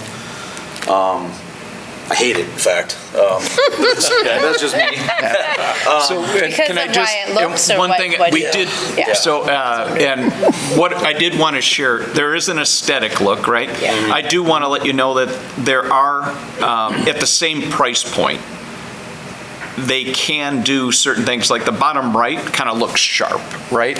And it kind of stands out, looks a little bit more modern. They did talk about that they can do ribbons, they can do alternate patterns, they can do some things. This was a, you got to remember the amount of projects that we've been talking about and getting bids. So it's not exactly how it would look, it's more the principle of it, but Sure. I know aesthetics, that's why it's in front of you. It needs to be done.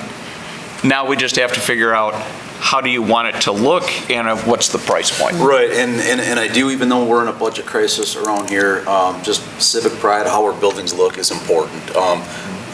It's my opinion, we can't just piece them together, and I know that's nobody's intent here, but I would have a concern about that. Mike, when it comes, so are you saying right now that the current brick, that is not a cavity wall system, that brick is adhered tight to the backup block? Yep. Okay.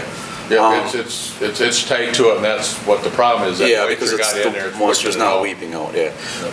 Well, the metal, so the all brick solution, would that be providing a cavity wall system? Yep. That would be, okay. That would be basically put it on like you do the new build Yep. with the spray, like a spray-on insulation or Right. water barrier, and then the air gap. Just in my opinion, I know, hey, it's 200 grand's a lot of money, but that's building standard, 100, you start thinking about 50, 75, 100-year buildings.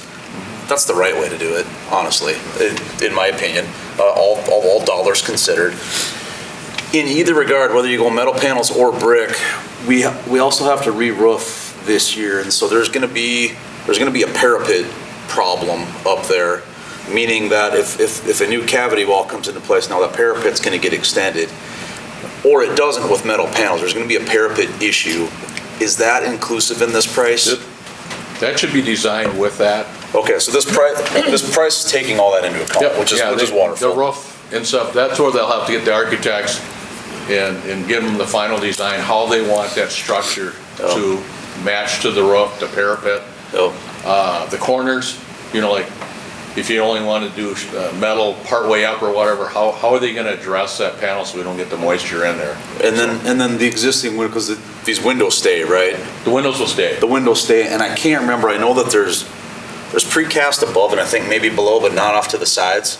So Correct, yep. The brick comes right, you have the precast in the section, so that, the brick comes in there, so the windows actually recess the thickness of the brick. Sure. And so they'll have to make a return. When they remove that brick and have the air gap, they'll have to make a return, a metal structure to fit onto there to make that return back to the window. Well, and even where kind of the primary sealants are for the windows to the new air and vapor barrier system, where it's at that precast, or whether we go with a metal panel or brick system, there'll be some massaging that has to happen there. I guess all that aside, as long as these costs, I think, are reflective of all that work, that would be a question of mine. And maybe I'll just let other people talk here. And this is helpful because Mike and I are also on a conference call tomorrow to debrief based on whichever direction you're going. So these questions are helpful that we'll follow up to make sure that we're accurately interpreting what they sent to us. And believe me, we got like 12, 15 emails between noon and 2 on all the different projects. So value for the dollar, in my opinion, the metal panel, kind of the rain screen system, isn't bad. I'm a little bit concerned architecturally about this. I'd be actually kind of a fan if it turned the corner, and if you guys are saying that the mezzanine is going to be a metal panel system, I think that could look good. I'm a little bit concerned about what I see.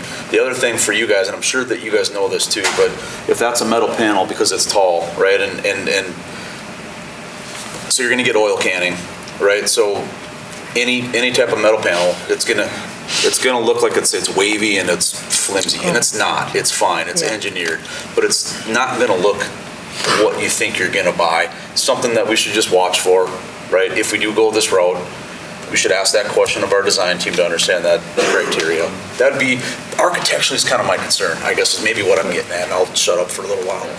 We do have a mock-up of it down in my office. Okay. Down at the middle school, and if anybody wants to come take a look at it, feel free to. Okay. Anybody else have any questions on these options? No, I mean, my biggest concern was just how it looks too, with that middle one. I did think that bottom 106 or whatever thousand one looked nice, actually, but you're just kind of worried about what's underneath the brick. Is there I guess we're bringing all the information to you. Yeah. I mean, there might not be a problem. Yeah. But I want to present that if there is, we're going to have to address it. Yeah. So, yeah. I guess the one solution is we're addressing it with that option. If you want to go with one, that's fine, we can. I just want people to be made aware that if we run into more brick, block issues, whatever, we're going to have to deal with that. And it could be maybe as simple as, well, instead of having a 2-foot ribbon, we got to go to 4 foot. Sure. Yeah. Or you say, well, you know what, if we do run into it, let's go the full. I get that. Yeah. And then I think this is the next slide, but does this lead into some of the money? Like, so for example, if we go with the $450,000 option, we had some other ideas of things that we could do with some of this capital. And so, like, to me, it's like saying, okay, we're not going to replace the middle school wooden bleachers because that's about the equivalence of the difference. And so that adds into my thought process with this too, because I think that's also important. So, yeah, I'll stop too and just hear everybody. But Any questions on here, Vicki, on these options? Well, this is maybe looking a little too far forward, but we know that we can enclose the bottom if our Vision 2035 puts us to that point where we're going to do something to this building, we're going to add more classrooms to that bottom.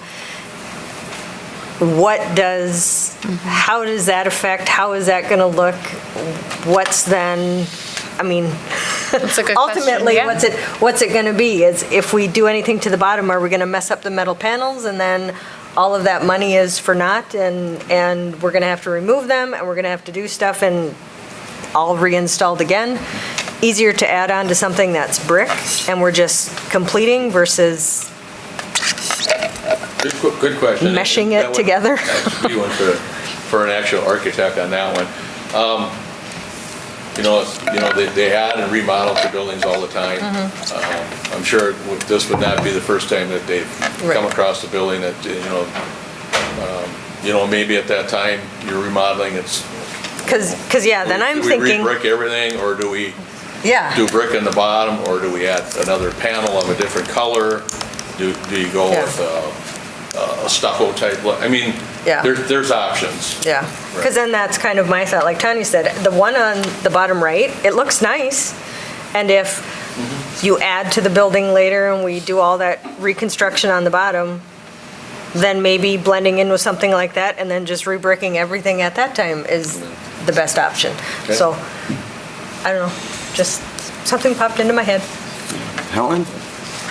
Well, this is not my wheelhouse at all. So the only thing I would say that I heard Pat say that made me think is, like, if we're thinking about a 50 to 100 year building, which we are, that's what you're thinking about when you build these buildings.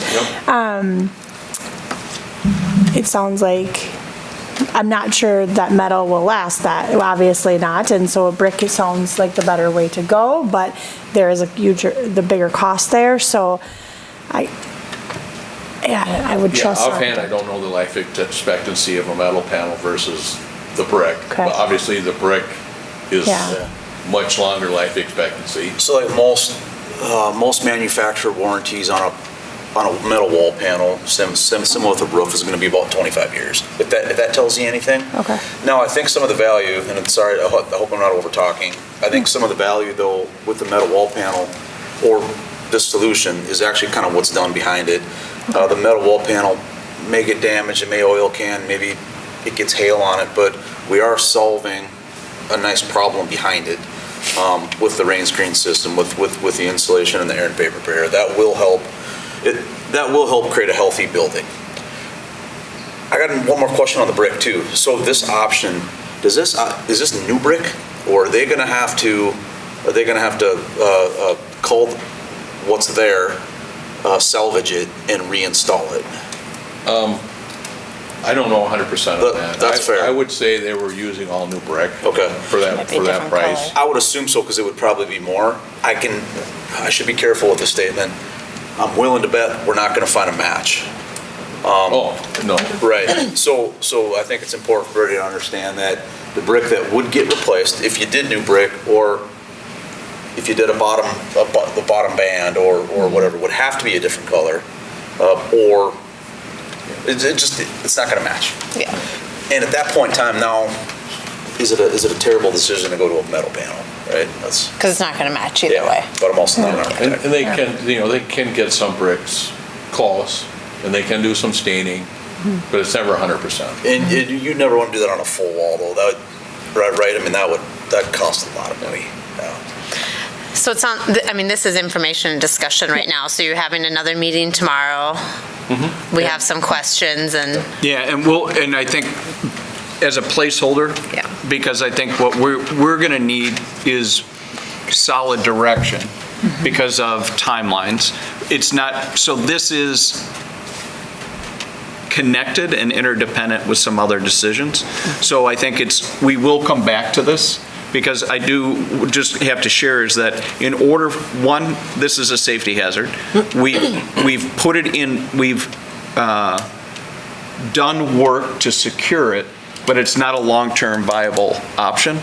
And that if it's going to be scheduled for this summer, and it's going to be a massive, timeline, they do need to know sooner than later. And so we'll ask for direction after we come back. One more risk, because we're investing in that roof, right, this year. So if we determine we're just going to fix that bottom ribbon, something else happens with that brick later on down the road, up above, there is that roof work that's been invested in this year, we're already going to have to repair it, because if that brick gets removed up top, that will affect the parapet. It'll affect that entire roofing detail. So if we were going to change it, it would be a insightful decision to do it the right way now, whether that's new brick or metal panel. That's just my opinion, though, but I think that's yeah. That whole parapet's coming up, and that's getting raised, and that's getting raised because we're adding insulation to the new roof. We're raising all the curves up, so that whole top's going to be dealt with this year. So. Okay. So enough on that. So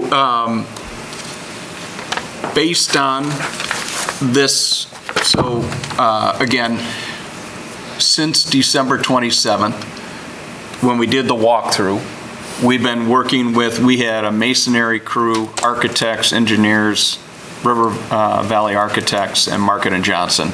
They've gone through and given us those 4 options. It is required work. At this point, we're recommending the 245 option, and we'll come back and revisit this. Sans that, right, we are currently trending well and under budget, and we have 2 things. One's high risk, right? One is that we have the 245 contingency dollars.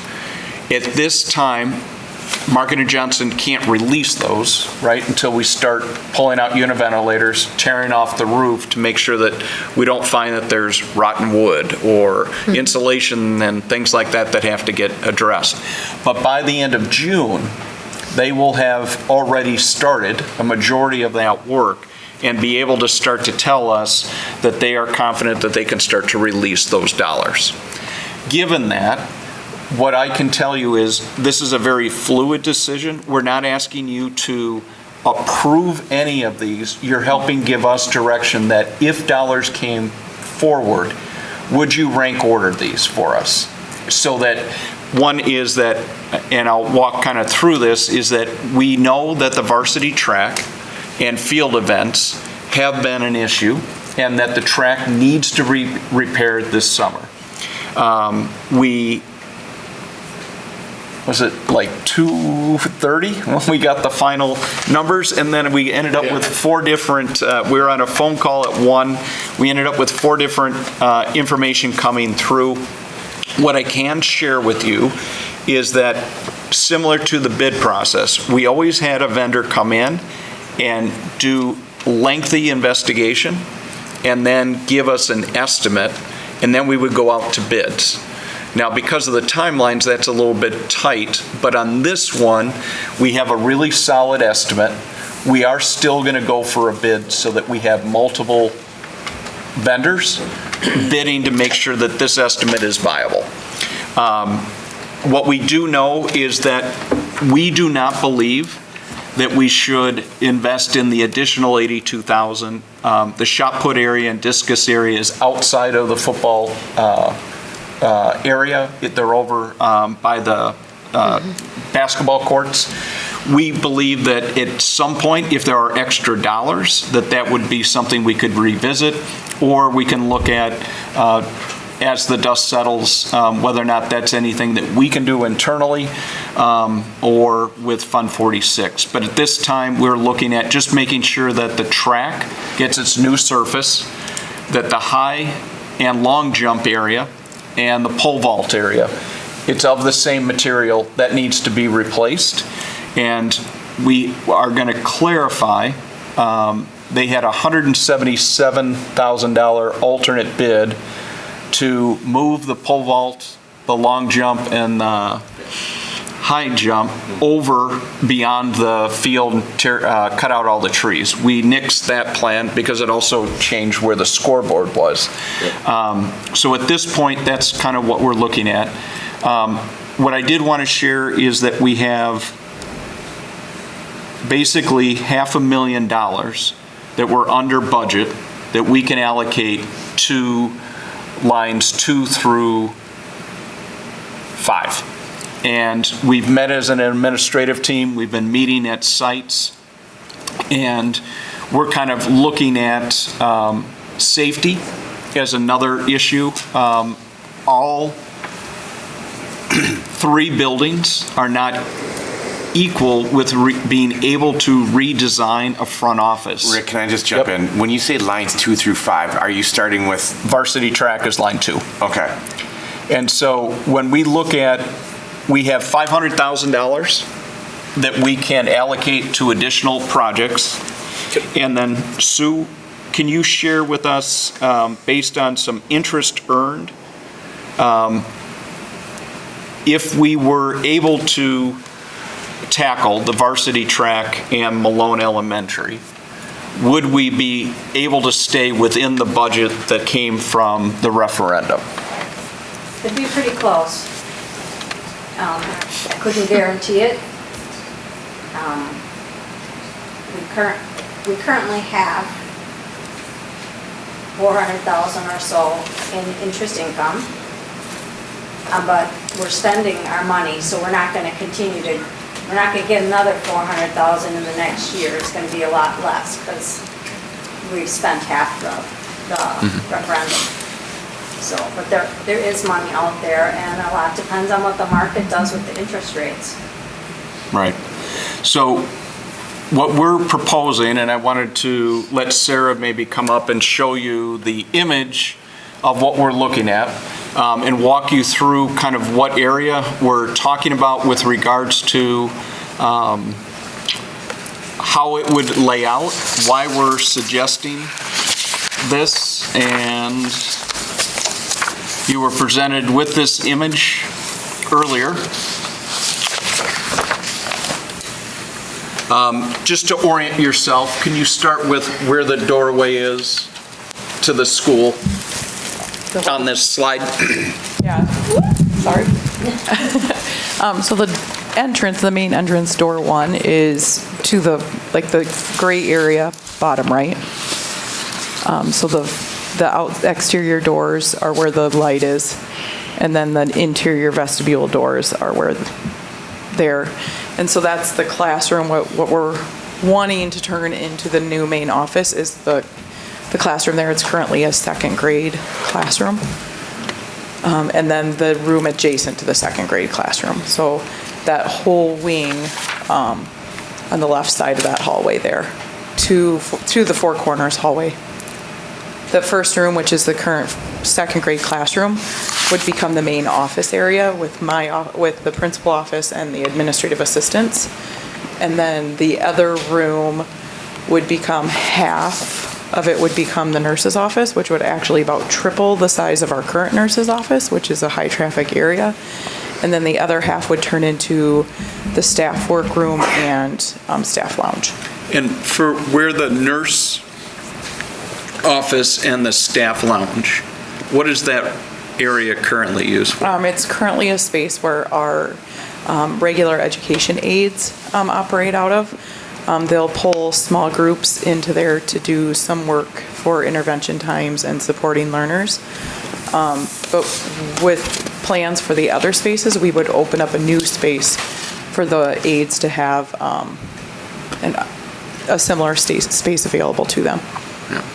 And Mike, can you just explain this restroom and the diagonal line piping?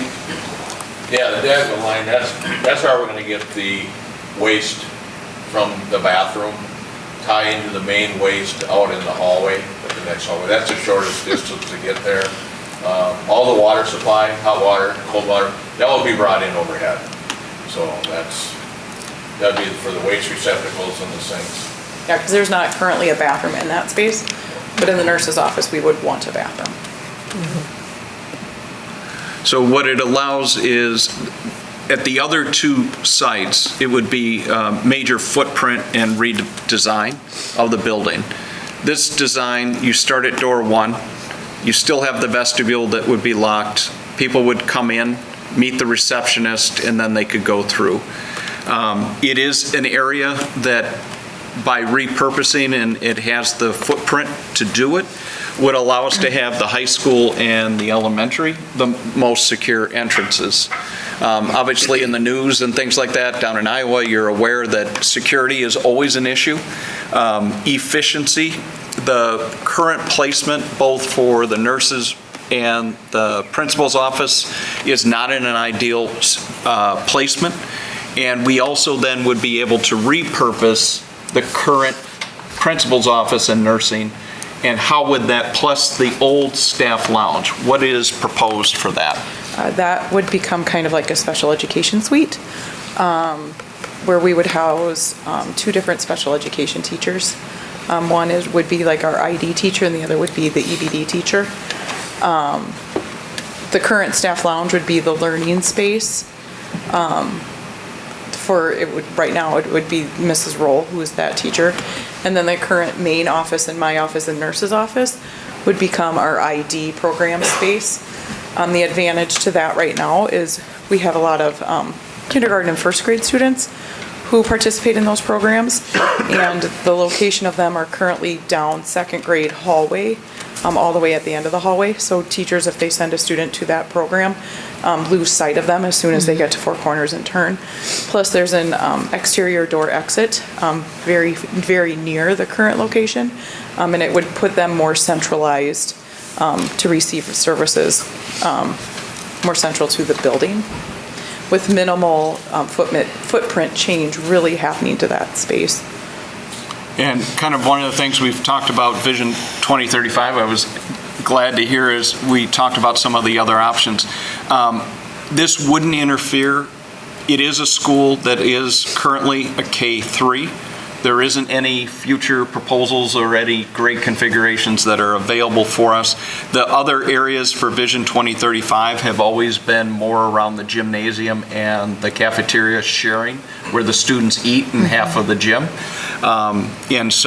and the library placement. So right now, we see it as a viable option, given what we talked specifically about is that building will be going under the biggest transformation. And I was just about to pass to the Performing Arts Center. Whoops. So one of the things that we were talking about is the 2 highest priced tickets that are time limited is at the varsity track. We have track and field into the late spring through May, and if they go to state into June. We have football games that start in fall, in August. It is a 10-week project with a 30-day curing process, so that if we're going to do the varsity track, we have to go fast and quick. And then with the Malone Elementary, given that it's going to be offline and that it does take some trenching, this would be the best time, if we're ever going to make the move, that we do have the dollars residual and would be able to complete this summer. Sarah, did you have did I cut you off on a point you were going to make?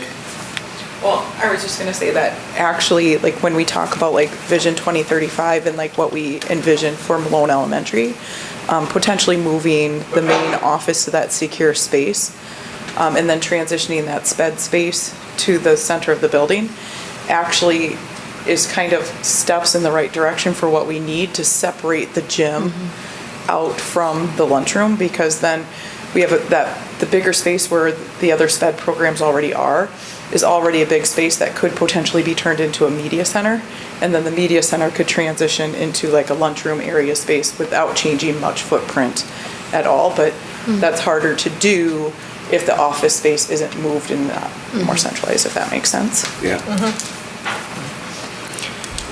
We did share with you both photos and video of the state of the lockers at the current middle school, 1220. The girls' lockers has an asterisk because they are currently 12 by 12. They are mismatched. They are not sufficient for how students who are now in that school practice after school. And because of security, we block off all the hallways. So we have in the winters, the girls with their coats, with their jackets, and we're one-to-one with Chromebooks. They can't fit all of their stuff into the lockers. That bid ranges from $62,000 to $75,000 to cover both the girls and boys locker room. I presented you with a video and the photos. At this point, our suggestion would be to do the girls first, then the boys, if we have the money. And then the middle school wooden bleachers, they are the original 1969. They have had multiple repairs. Mike, it also works on some type of motor. How's that motor operating? Well, it was added to it, because these were all mechanically pulled out ones, but it's a motor that's put in there. And I don't even know if we can even get parts for them anymore if they do fail. These bleachers, we've reconfigured them. We've added the railings and handicap spots and stuff, but they are the original ones. We had in our long-range plan back, years ago. We kind of pulled it back out when it became an intermediate school. We said, well, there's not that heavy a use, we can get by. But now with this a middle school location and whatever you might want to do with this building in the future, the use of the bleachers they're to the point where they have to be upgraded. And we've had that on our long-range plan for quite a few years. We've just been letting it go off to the side, priorities, because we kind of kept moving it down the west because it wasn't it wasn't a middle school or a high school anymore. So, but it's something now we need to address. We did have PCR, our activities director, our principal, and Mike met to talk about different options. The bid came in for kind of a new plastic style bleacher. It would be very similar to what you have in the high school. And you did talk a little bit about whether or not you would downsize or only do one side or both sides. What was the recommendation of the committee? Well, to only do one side now and another side later, kind of the risk you run into, you still have that old bleacher there that's still going to fail. And you might not be able to get one to match the color or the style 5-6 years down the road, because they do stay styles and colors and different vendors. And I would say with the same number of seating that you have, So if you ever want to do large assemblies, whether it be just that school or bring another school over, or down the road you decide to expand that school, you're not downsizing a gym bleacher. You're leaving it the existing size you have for future growth. Because to try and replace it later or add to it, it's just an additional cost, so. So to kind of wrap it up, from finance, Sue, we currently are under budget with about $512,000, With Martha and Johnson. right? We have earned $400,000 in interest, or will, right? So that puts us at $900,000. And your contingency money. Right, and that's why we would want to rank order. So we can't spend the contingency until we know that we don't run into a problem, right? So what I was thinking, to kind of rank order and what our recommendation is, it goes back to what your thought is on the price point for the veneer brick at the middle school, right? If you go for the $450,000, it definitely changes the calculus for whether or not the varsity and Malone principal's office can be done. The reason that we did rank order these in this order is that we saw that the varsity track and Malone principal's office were dependent on when you could do it. And if you were ever going to do it, this would be the time to strike, because you had infrastructure dollars and the school will be offline and you could start anew. With lockers and the bleachers, they could be done any time of the year. They don't really impede instruction. They don't run the risk of having to displace anybody. Mike, the lockers, when they get replaced, to tear out and put in, is how long? Yeah. I'm looking at something like that, because they can prefabricate the curbs that they go on ahead of time. We're probably looking at something, like something done on spring break. Realistically, once we plan ahead, the kids get all their supplies out of the lockers, that we could probably do that on spring break. And then with the Malone bid, we did talk to them on a conference call today. They did share that it was a conservative or high estimate. Can you talk a little bit of why there's some redundancies? Because they did it by square footage. Yeah, one by square footage. They didn't take back out, because we already have the bid or proposal to do all the LED lighting in there and ceiling tile. Well, when they were tallying everything up, they had ceiling tile and lighting into that. So that really needs to be extracted out of there. There was some other stuff in there, like fire suppression. We don't have that in that building. So that could be removed. It's a budget number. Some of the HVAC guys and electricians didn't physically walk the site. They're just looking at a piece of paper. So I think those are really high numbers. I feel pretty confident when they go put anything out for bid, it's going to come in lower than that. Same tracks, the same thing. And that number there, that is a full, taking the base out and grinding it, milling it right down, and making a whole new base. And then polyurethane on the top, instead of what we've been using in the past, which is rubber and latex crumble, which, as we know, every 3 to 5 years you're replacing it. So this would be something that would have a longevity of 10, 15 years, and a good recoat product that you can put on it. I myself think that's a high number too. They're budget numbers, they're not bid numbers. And so I guess what Mike and I are looking from the board is, with tomorrow's conversation and then needing to finalize construction bulletins and to meet the timelines for summer 2024, have we, there are no other big projects, Mike, that you, based on your 10-year plan, that are targeted for these 3 buildings? Is that accurate? No, we're if we take our 10-year plan and we look back at it, or you look at that, from when we started, there's a lot of things that are coming off in the next year. Even when we look at the worksheet that we do, where I list all the HVAC equipment and boilers and expectations of years that they should be replaced. It's 7-8 months now, when you see the new updated one, there's going to be so much of it that's replaced in 2023, 2024, and taking you out 15, 20 years, some of the stuff 30 years. So That's great. we're going to be sitting really good after this year, and also if we include some of these projects, and then like we said before, when we went to referendum, this is generational repairs. I mean, the roofs, 25, 30 years, so. And a lot of this stuff here, the upgrading the principal's office, that's going to be a long-term solution for that building. I just want to get one point of clarification, just so from my understanding. So you got 512,000 of savings so far on the project to date, plus 400,000 of interest. So all this is generated from referendum dollars, right? We're not talking anything with Fund 46 yet. Correct. No, this is all referendum. So this is money that will come from referendum dollars. 100%. So far. Unforeseen circumstances. Okay. All right, I just want to make that clear. Anybody want to jump in here first? I was gonna. Yeah, you look like you're ready to go. Well, and I'm not speaking for Vicky, but I think we did, and I asked this last month too. Before I rank order anything, I want to see the list that the facilities committee put together, and I would like to get some confirmation on what projects were done and which ones were not.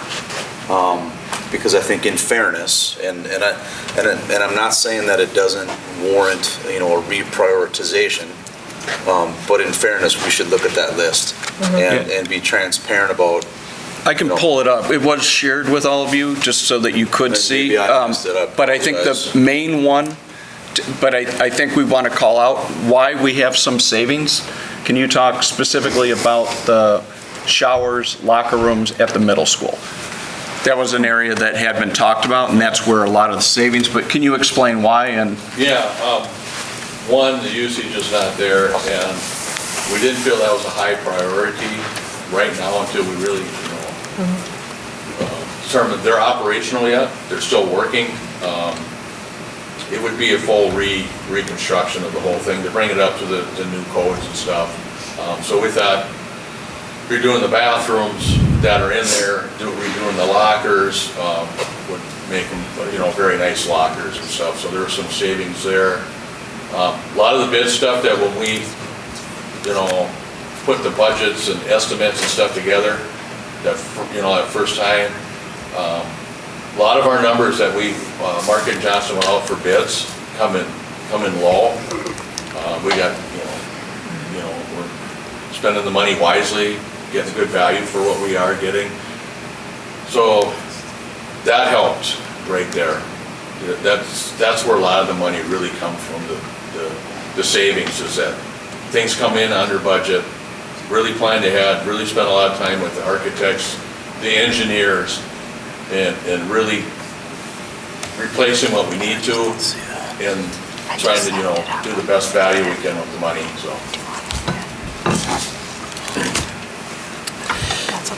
Anything right now, or do you want me to go around the horn, Pat, and come back to you? No, go around the horn.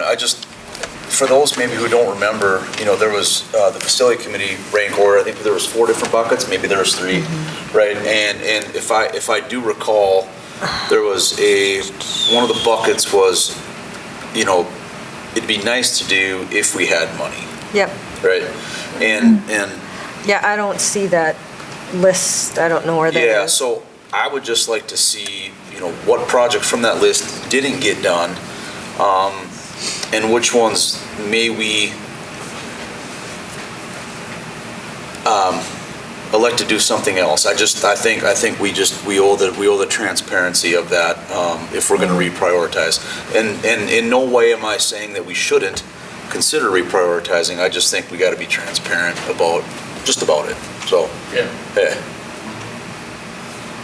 All right. Everything that was on the high to medium on that list is that is what that's going to be done. The majority of it with the roofs and all the windows and the HVAC at the elementary, upgrading that.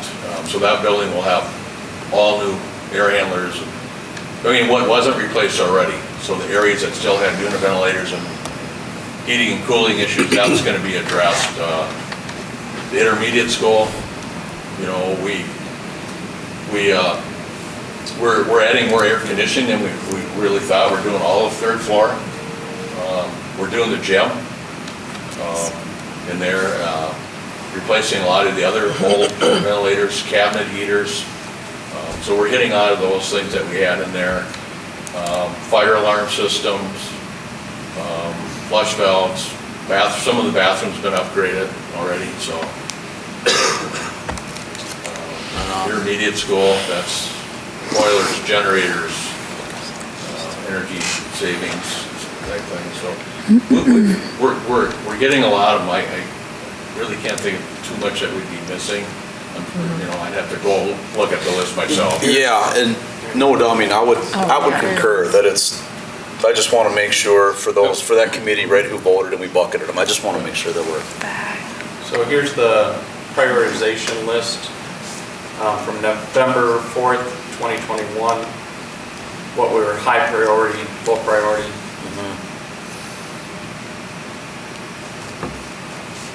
And there's one for each school. You have the exterior windows and doors, right? That's coming this summer. Yep. Electrical work, plumbing, kitchen, roof replacement. All that's been addressed, correct? Well, if I'm not mistaken though, there's a pretty lengthy spreadsheet, right, that There's support to this, right? So this is the Right, roll-up. this was the final, Yeah. I think of. There is Yep. one more of this. Yeah, so for example, Mike and Rick, let's look at electrical system upgrades for Malone Elementary. That was listed as a low priority, right? Electrical system upgrades in Malone Elementary was listed as a low priority. Yep. Right? So that is getting done. But it's done, So, gonna get so done. I'm just so- using that as an Yeah. example. What it would be good to see then is, let's say that there's 4 different projects that makes up, because this is getting rolled up, right? If there was 4 different sub-projects, it'd be great to see, did they all get done? Did 3 of the 4 get done? Hopefully I'm making sense. I think it would just be great to see what got done and what didn't, so that we can, Yeah, super, just little check marks by Yep, them or just- whatever, so that we, yeah. Because, yeah, the committee put in a lot of time. I mean, you were there. You answered Mike a lot was of there. questions, Mike. So, yeah, I think that would be nice to see, because this is the documents that they saw, this is their list that they came up with, so. This is after we had that long, Yep. lengthy detailed one. This was Yep. kind of the summarize. Yep. yes. And Mike, here's the intermediate. Can you just go through anything not on here?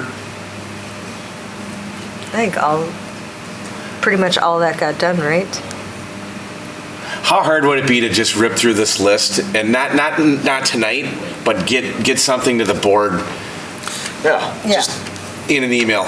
It doesn't have to Yeah, be just- during the meeting, but how hard would it be to do that? Right. I don't want to put Yeah, a ton of work on you guys, but I mean, I've looked at your master list, your planning, your Excel spreadsheet, and what you've got, what's been done, what's So we need to projected to keep be going done, here. so. Yeah. So I think, and part of it, the reason we have to keep going, it would be is that unless you want to have a special meeting, Mike and I need to kind of know how to Yeah. allocate those dollars in a prioritization in order for it to get done this summer. Well, Out to bid. Yeah, and I understand that, but again, last month we asked for this list, and I don't want to make decisions right now without having the information that I had asked for.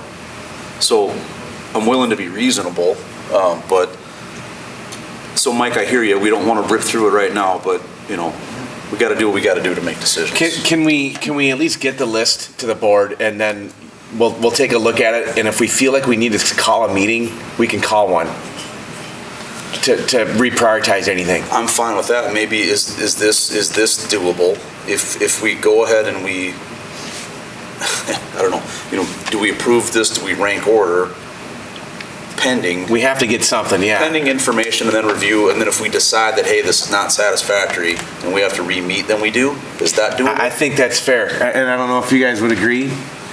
I mean, Yeah. we got to keep them going here. I don't want to be the roadblock either. So we have to at least get them what they need off of this list. Agree. That we have.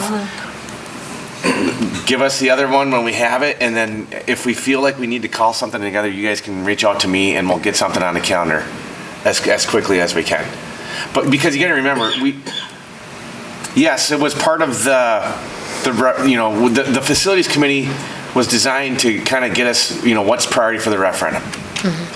And that was done, and was done well, and we've accomplished more than we thought we would ever accomplish on that list. There's some other things here that are really important as well that were probably not talked about in the facilities committee, like the veneer brickwork. Was the varsity track, was that even talked about? I thought the track was. The track probably was brought up. But it wasn't. Yeah. Okay, so I mean, just as examples I think, yeah. of things that have popped up. Well, yeah, the brick for certainly. Since 3 years ago when the facilities committee met, things have changed. So I think we just need to look at that. We need to prioritize this list for them so they can move forward. And if there's other things that we missed from the other list, then we need to get them. We need to get out in front of that.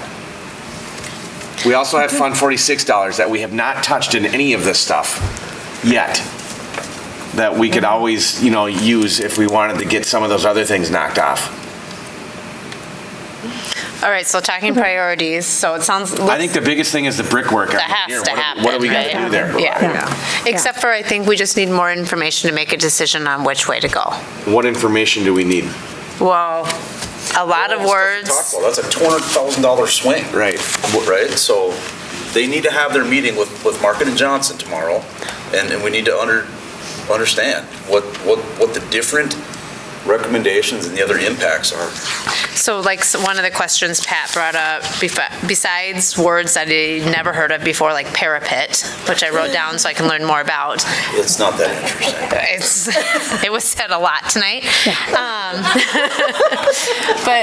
But besides things like that, right? I think there was some things like what is the life expectancy of the brick versus the metal? If we were to add on, Vicki brought up a good point, down below, is one of these going to kind of close out our option one way or the other? I think for me, it's just some of those bigger long-term questions about it. Like I'm less worried about, can we get the right color brick to match? Like I think we'll figure that stuff out, but kind of that longer stuff when it comes to it. And that's stuff that you can ask tomorrow. Because it is a $200,000 difference, really. So can we the list itself, yeah, is it in order of priority in our opinion? No. Helen, what do you think? No. So I think the brick is the most important, obviously, and I'm going off the recommendation of the $245,000. So basically, in my mind, as a teacher and a parent, that first, the Malone Elementary principal, and we've been talking about safety in this district for years. And so we've been talking about the fact that people should not be walking through our building. Admin should not have to leave an office to go open the door. Administrative assistant shouldn't do that. So if we can fix that with one building, great, that's awesome. So for me, that would be number 2. And then the varsity track would probably be number 3, but I would want questions answered on that one because the $325,000, in my mind, the long game, which I don't know how long this is going to be, but that we would be putting it up at the high school. So I guess how long can we use that track, right? Because we already know we can't. Yep. The track can't have I'm going to say this wrong, I'm sorry, back there, but the track can't host a meet. Thank you. Yep. But for me, it's, when we're looking at money and when you're looking at, well, I'm going to spend $325,000 on this, when this one is I'm just making this up, $625,000, do we wait and figure that out so we can make that move? I'm making that up. But for me, number 2 would definitely be the safety of our students and our staff. And that would be moving that office up so people aren't walking through our buildings. The one thing that's going to fall apart there is if there's not enough money and let's say we can't do the track field. They can't do anything with high school track next year. That has to get redone. So I think like Track We this, can't do not- anything now with it either, right? Next This year, we will. Next year. This is the last year. we've talked about, correct me if I'm wrong, is it 2 or 3 years we've known we've had to do it and that this was our last possible summer to do it? It has to get So we've replaced been this pushing it summer. back. Otherwise, The rubber crumbles and the latex type of coating that's on that track only lasts 3 to 5 years. So we know that next summer we have. It's our 5th year, right? Yeah. So that The rubber, thing is, you just recoat with what's there. And so But then it's 3 to 5 years, or you put something, Yep. you can go 15, 20. So that could be the conversation. Do we just like do what we've been doing every 3 to 5 years? I think the conversations that we've had, and I know Andrew can correct me if I'm wrong, but track and field, I think, is one of our highest. It is our highest participation sport. And that starts at the middle school and goes to the high school. And so knowing that our students, more than any other sport, participate in that. And so we wanted to make sure that that's still a viable option for our students. Long-term ones, that is your middle school. That's going to be our middle school track. It's not going to go anywhere. Right. You're still going to use that as a. Just like the football field's going to be the middle school, you know I what I hear mean? that. I hear you on that. I'm still going to go number 2 is going to be the safety. Yep, with the and I office, kind so of yeah. agree. I could go both ways with those. Safety is a high priority for me as well. I could go both ways with that, but. let's just Yep. do this then. Are they the top 3? Yes. Yes. For me, yes. 100%. Maybe not in everybody's opinion the same order, but are they the top 3? Pat, would you Yes. agree to that? Yes. Okay. If we have that as a decision, we run with the brickwork as number 1, and we just got to figure out what the price point is on that. Yeah. Can we confidently say we could get 2 out of the 3 done with the referendum dollars that we have? Even if we went with high option on the veneer with a $450,000 bid? Do you think that's a confident assumption? Yeah, I think so. So, It depends on the contingencies, you know, if Right. something else falls apart that's already ripped apart. But if we do the 2.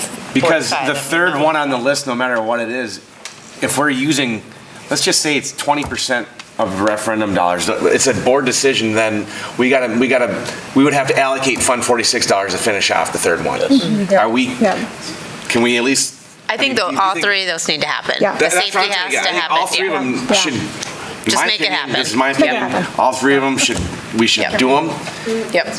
run the referendum dollars as far as they go, and then finish it off with Fund Yeah, 46. the other ones are quicker and we can do down the road. Can I ask a point of clarification? Yeah. So what I'm hearing is there is consensus maybe that the top 3 are in consensus. They might be of different orders for each of you, but as a consensus, the top 3 are guaranteed. Mike and I have a phone call to clarify a little bit more about future additions. Is there a better option, brick or metal? Clarify a little bit on the brick and how it ties in with the roof. Based on the finances, we're in a good situation that we probably can do all 3. The question I would have is, given when we do this and pull the, decide to move forward, right? We pull the lever to move forward. If we are really close but are shy, you talked a little bit about would we be able to use Fund 46. When we did the building swap, the board gave us permission to go up to 400 but no further beyond unless we came back. I think Sue and I, when we looked at the numbers, thought we would need about a buffer of 100,000. And so one of the questions we had is if we're going to move forward, again, because they have to put out the construction bulletins, get vendors to bid, and get on the work docket so that they can time it, do you feel that you would be able to give us the leeway to touch Fund 46 up to 100,000 to complete all that? You might need more than that, Rick, if we choose the. But we would come back. Come back if it's Anything beyond 100,000. If we did the we'll come full back in front of you. For sure. Because we'll get bids just like we did last time, Yeah. so, you know. So I would say yes, but my Absolutely. question would be like, how was it read as a motion? Like, did we say that it was specifically not a for? motion. It's just discussion. This is info, we can't No, even but vote when on we it right now. approved that 400,000, up to that 400,000, That you- were we so specific? we can bring it back in February? Sure. Okay. Because we Yeah. obviously won't be expending it until Yeah, then? I'm just not sure if we were specific on No, that's a good- what it was going to be used for. No, and you do we need do to. two bid options on the brick? Yeah. Do they want two bid options on the brick? Do- Metal and an alternate? You want, Margaret Johnson is going to be We the. could do brick. Brick is number one option if that's what you choose. And you could do metal as an option and just, you know, if it comes, say the brick comes in super high or, you know, whatever, you say, you know, we're not gonna do that, we want to get all this done, you'd still have an alternate. Yeah. Yeah. You could bid it that way. Pat, this is, I want you to weigh in Yeah, on this one. if Market's willing to do that, that would make some sense. I mean, it's a question we can present to them. I mean, if that's something that would make you guys more comfortable on, if you want that 50-year light brick versus the metal, I don't see a problem where we can't have them bid it. Right, I think I mean, it's a question we'll definitely ask. they can answer that. You might, there could be a design cost impact to that, but you guys can ask. I think it'd be smart to ask. Yeah. Because going into this, I was leaning towards the all metal, but after, Pat, you were kind of talking about, and I think it was brought up down here about, it's a 100-year building. Why wouldn't we just do it with brick and get it done the right way? Because it's 200 grand, but. Right. Extrapolate it over 100 years and it isn't that much. Yeah. So, Well, yeah. Well, But It's, yes. it's just like the To be bleachers fair- are important To be fair, though, too. we're and- putting brick on a structure that's already, so we're already into the 100 I know, years, right? I know, So I'm just You making- guys know what, I just, I You're don't right, want you're right. to, I don't want to over, I think you guys got, We get it. It's do you take what I said 150 with year that what you building. need? We're already We got 54 50. years. It's 8:30. I think 54. we've certainly been thorough on this one. Since it was Which- built in 69, I do. When you're talking about $1 million, you have to be. So, Rick, are you good? Does this help? I mean, you got what you need? Board, we're comfortable with it? Awesome. Can we move forward? Anything else before I get us to the next one?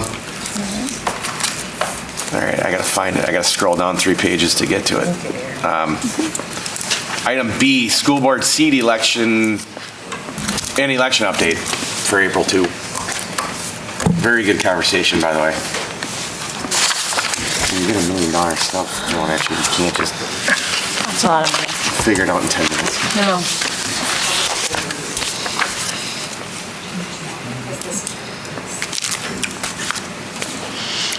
There's the election on April 2nd. Run it. I just gotta find that.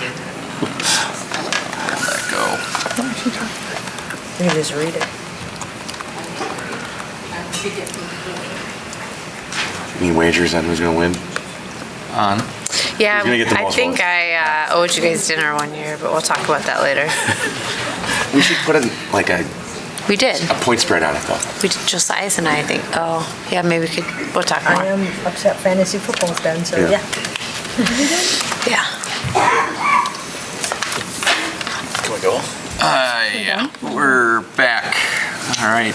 So there is an official election beyond the referendum question that was approved earlier tonight.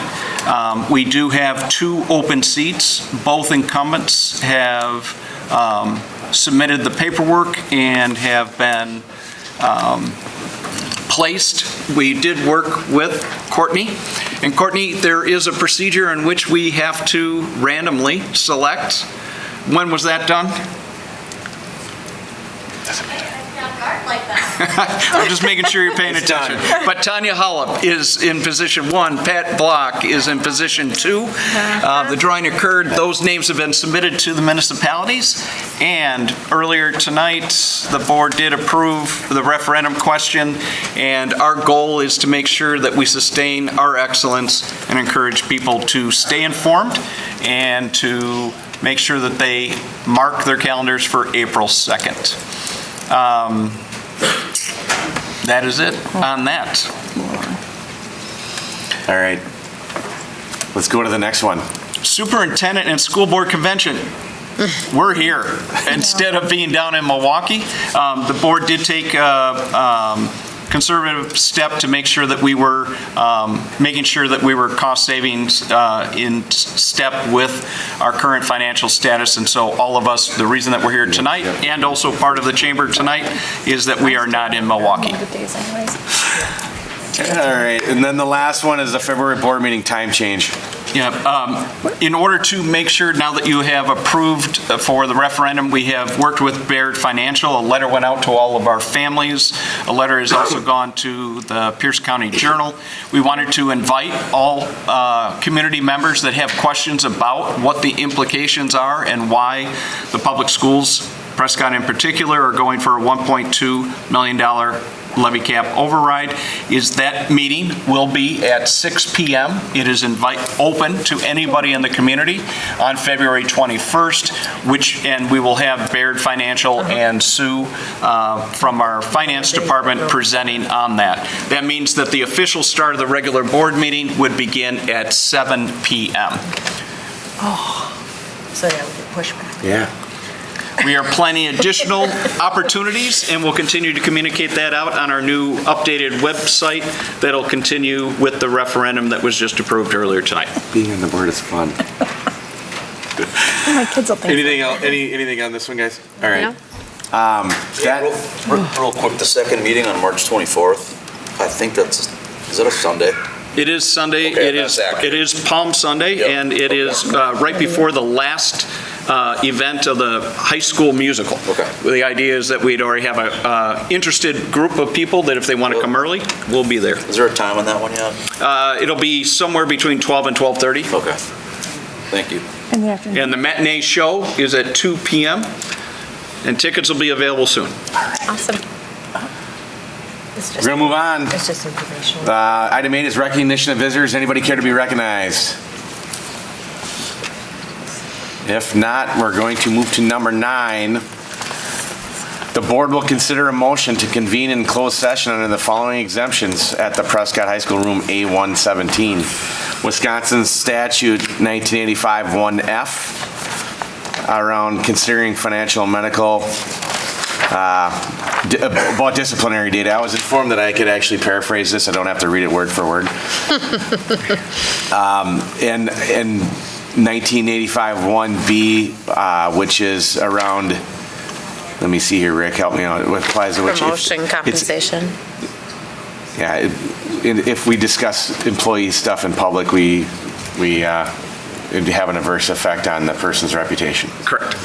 And this is around student behavior unbecoming. That is on for A, and then B is the consideration of compensation performance evals. Right, so then, the second one is 1985-1C, discussing employees and the superintendent evaluation. Yeah, employee 1 through 5, and then superintendent evaluation at the end. So we can take a motion to convene at a certain time in closed session. And just a point of order is that there's a lot of signatures to occur with Courtney, and so you might want to have a little bit of space between now and We already close. did, didn't we? We already did them. Oh, did you? Yeah. You got them? All right. We're done. Good. I still gotta go potty. Yeah, me too. I move to adjourn 10 minutes. from open session to closed At 8:50? 8:50? 8:50 Okay, in the room that Mike just said. already announced. 8/117. 8/117. Fantastic. I'll second. We have a motion and a second. All in favor? Aye. Opposed? That carries. We're not going to adjourn because we'll adjourn when we come back from open